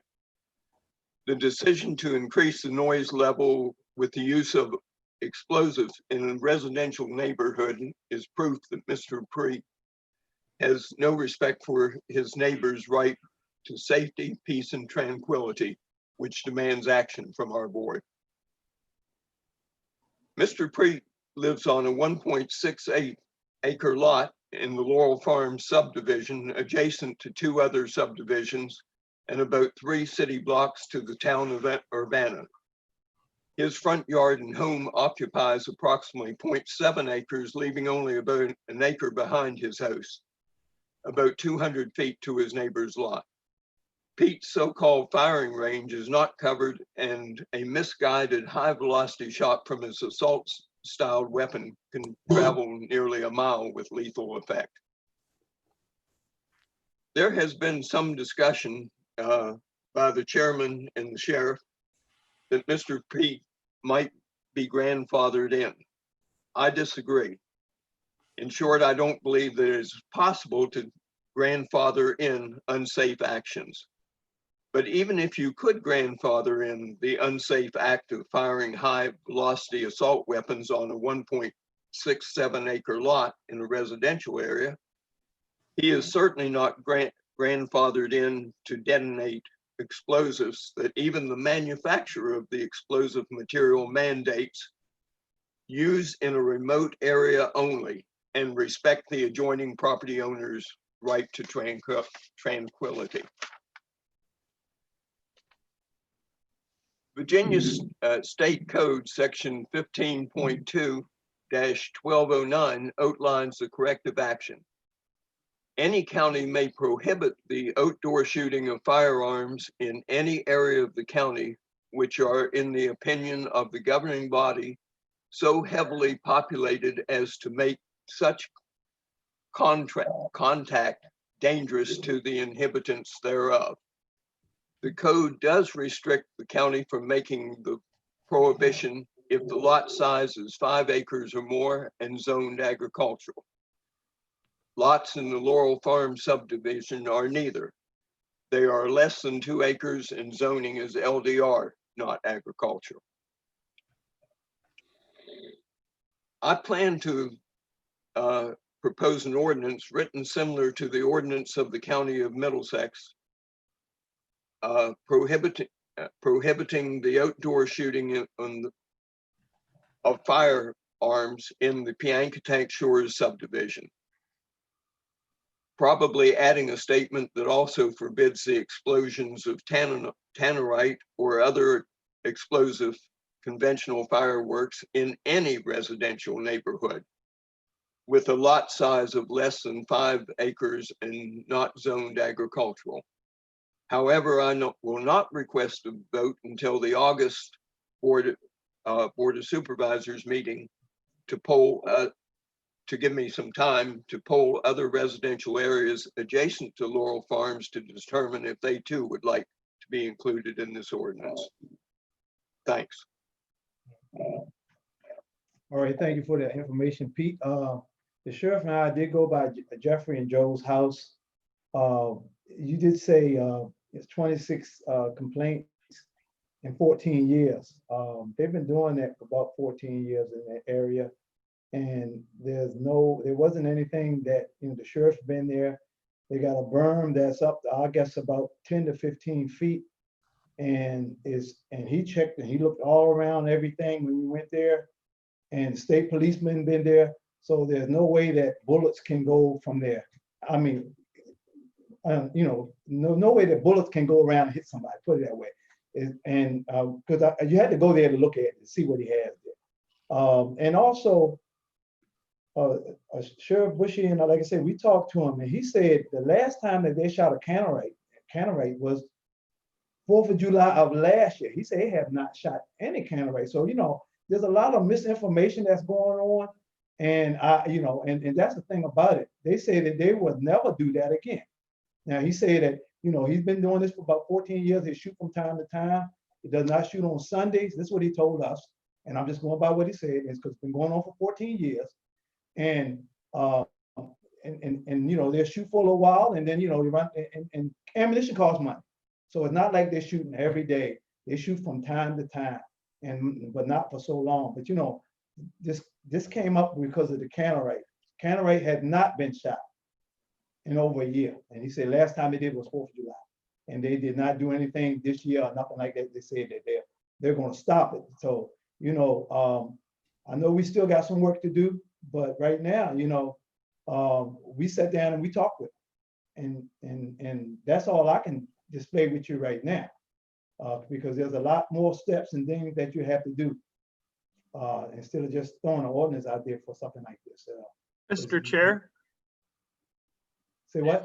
If I may, I think Pete's already got this wanting to be on the agenda in August, and we're an hour behind. So I think if we just table this for now, we'll have more information. Right. Well, Well, I was just explaining the other half of it, if you don't mind. And I said what I had to say. Do any other board members have anything to say?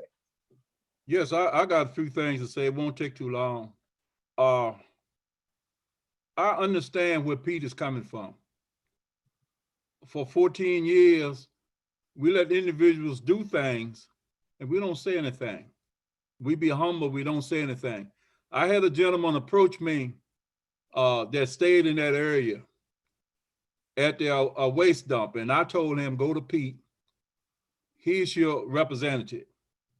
And evidently he did, because Pete did respond. We messed up 14 years ago, because no way you should have a shooting range if you came up in a rural area that you would do this on an acre, 0.7. But I agree with some of the things Wayne's saying. When Wayne's saying we went out, just like we did with the campers, we went out and let them know that as Board of Supervisors, we can do something about this. And I like that approach. And it's not how long you do something to get grandfathered. It's that people sit back and don't say anything. Then when they get tied up with it, they don't know what to do. We knew we had this problem for a long time. Wayne and the sheriff have went to the guy and talked to him. Now we got to give them time to make sure he apply to what was done. Now, if he applied to what is done, we should learn from it, because we should know as a board, we shouldn't be shooting no guns on an acre, 0.7 of land. So now we are watching it, and we should pay attention to it. We should really pay attention to it. Remember, we can't make wrong right. This is wrong. We can't make it right because it was grandfathered. Thank you. Mr. Chairman, may I ask Reggie a question? Yes. Reggie, the person that approached you about the firing off of tannerite, when did he say that the tannerite went off? And I believe his wife has cancer, and he is concerned about the damage that this guy is doing to his wife. Am I not correct in that And it wasn't a year ago that he was firing off. He approached me. Well, you know what time that he came to you. I guess we're talking about the same person.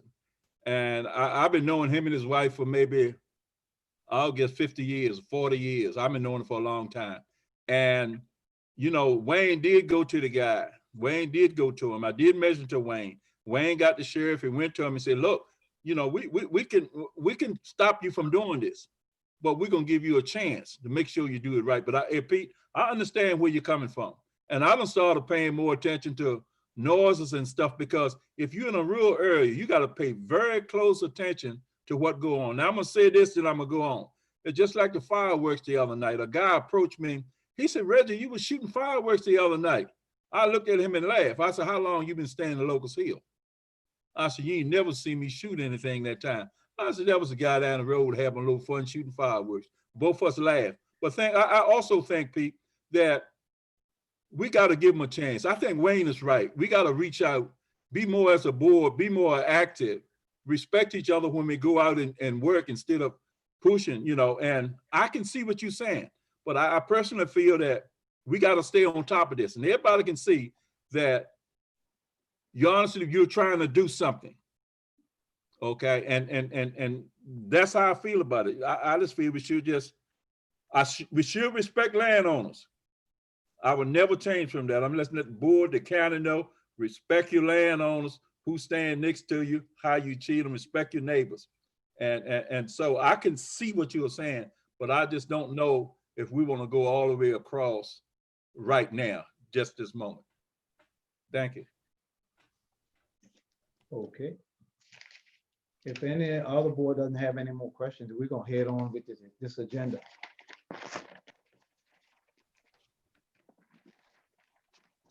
Next, county administrator update.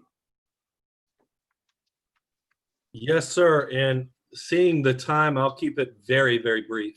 We have a 7 o'clock public hearing, and y'all probably want to get a bite to eat. The only thing I'll mention, you've got a copy of my report. The county offices have what I call a targeted reopening. And what that means is we're still highly encouraging citizens of Middlesex to do all their work online, over the phone. But if someone simply just has to meet with one of our employees in a department where we've renovated and we've made them a little safer, then our employees will meet with them inside the building. We are asking that these citizens that must meet in person wear a mask. Those refusing to wear a mask in the building, we will allow the employees to meet with them outside where they can social distance safely. And I had a much longer discussion point on this. I'm trying to abbreviate it in light of the time. But as the board knows, we have only a few employees, and we have very, very, if any, redundancy in positions. If one of our employees gets sick, it really hampers county operations. And of course, we don't want employees who may be contagious, that don't know it, infecting the public. So in order to best serve the public, we have operated very tightly to no public within county offices. We're going to loosen that up a little bit in the offices that we've renovated, while highly encouraging the citizens to continue to do their business remotely. And only those who really, really must meet with staff personally and in person will accommodate. And with that, we're asking the citizens who wish to meet with, say, myself or planning staff or Commissioner of Revenue staff or Treasurer staff, they call those respective departments and agencies and make an appointment so we can limit the number of people that we have come into the facilities at one time. So it's a targeted soft reopening with a strong encouragement on the part of our citizens who seem to be being served by our employees to continue to do as much work and as much of their business remotely as practicable. I think you heard from the treasurer this evening that they've had no complaints from the public operating through this window that they're using to collect taxes. The county's still open. The employees are still working. Citizens are still being served. We're just trying to do it smart and do it differently. But we are allowing citizens who really must meet with us in person to do so. And we're being very judicious and careful in how we're allowing that in-person contact. Again, we're encouraging everyone who comes in any of these facilities that are targeted for reopening, which currently includes social services, planning, commissioner revenue, and treasurer's office, and by extension my office, because I can come down and meet with people in some of these facilities if needs be.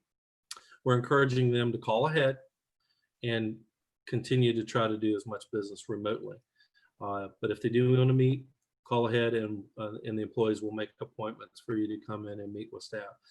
If we have a citizen who refuses to wear a mask, we're going to suggest that the employee meet with them outside so greater social distancing can occur. It's my understanding that other communities have found it very difficult to require masks be worn in all situations. I take a little different view of that. I think no shoes, no shirt, no service. But for those that are just bound and determined they're not going to wear a mask for health reasons or for whatever other reasons, we will meet with them outside. And we're currently doing that. So that's as brief as I can make that very long report. But you have a copy in the board packet if you have any questions. Please don't hesitate to call me. Thank you, sir. Thank you. All right, county attorney update.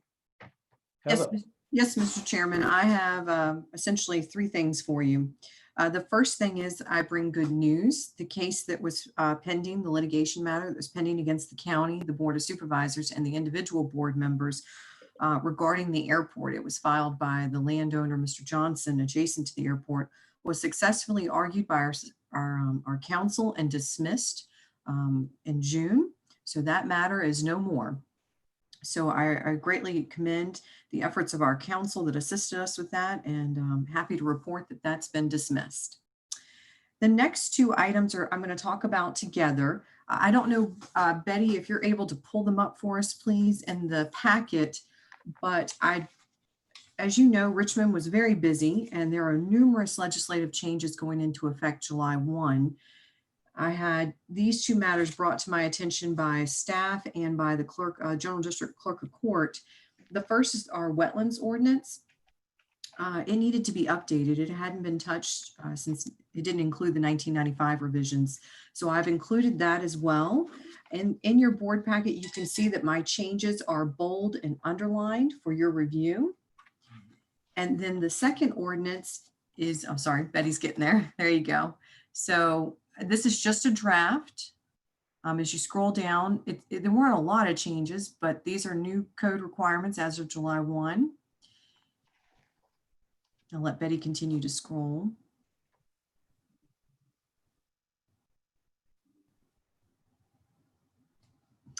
And then as she's continuing to scroll on, the second one in your packet is for courthouse security. And I've included the code sections for your review as well and for the public. For courthouse security, starting July 1, you can increase the fee from $10 to $20. And so I've prepared a draft ordinance amendment for your review, again, with the same procedure. What is stricken through will be removed and the bold and underlined will be added. And what I would ask the board to consider, if it's your will, is to send this to public hearing for your August meeting, so that if the board, after a public hearing and discussion, decides that it wishes to adopt these amended ordinances, we can then have them adopted and be enacted August 1st. I'll be happy to answer any questions. Anybody have any questions? So would the effective date then change to the date that it's adopted rather than being July 1? Well, it is effective July 1, but that's a good question. I'm still discussing that with the clerk of court. We'll leave that as to be determined after we finalize some discussions about that effective date. But worst case scenario, it's August 1. Okay. Do we need a motion for a public hearing on that? If it's the consensus of the board, everyone can nod their heads to send this to public hearing in August. That would be. Everybody nod their head, yes. All right, I'm getting nods from 3 members, so the other 2 are okay. There's the 4. Right. Thank you. Thank you. All right, next would be unfinished business, Horseshoe Bend. Look. Thank you. I'll be quick about this. We've talked about this over several meetings, and there was a misunderstanding of a new regulation that allowed the prohibition by Vdot of vehicles over a certain length. And when we thought that length was 30 feet, we thought we had a problem with school buses. That was a misunderstanding that Vdot reached out and corrected. So we have the opportunity to have Vdot declare that Horseshoe Bend Road should have signage that says no vehicles or combination of vehicles longer than 39 feet, which I've spoken with the school, the gentleman, Greg, over at the schools about, is that okay for school buses? They have two different lengths. He said, yes, that's going to be fine. It's not going to be a problem. So my motion is to recommend Vdot's installation of signage restricting vehicles and combination vehicles greater than 39 feet in length from utilizing Horseshoe Bend Road and Captain's Reef Road from General Puller Highway to Timber Neck Road. Second. Okay. We have a motion and a second by John. Any more discussion? Roll call. Mr. Coons? Aye. Mr. Mansfield? Aye. Mr. Williams? Aye. Mr. Kimbrough? Aye. Mr. Jesse? Aye. All right, thank you. Number 2 has been taken care of. B, new business. Anybody got any new business? No. Okay. Matters presented to the board. I'm gonna start with you, Pete, since you got playing with your cat there. I think the cat's hungry. You got any matter to the board, Pete? No. All right. Oh, I can ask the cat, maybe. Oh, okay. Maybe Apple has something. All right, Reggie. Look and say hello. Yeah, I see. Not right now, not right now. Okay, John? No, I'm good, thanks. Lud? Nothing. Right. Only thing I got is, as you know, the Oyster Festival, we will not have an Oyster Festival this year. I went to a meeting, so, you know, there's no way you could social distance.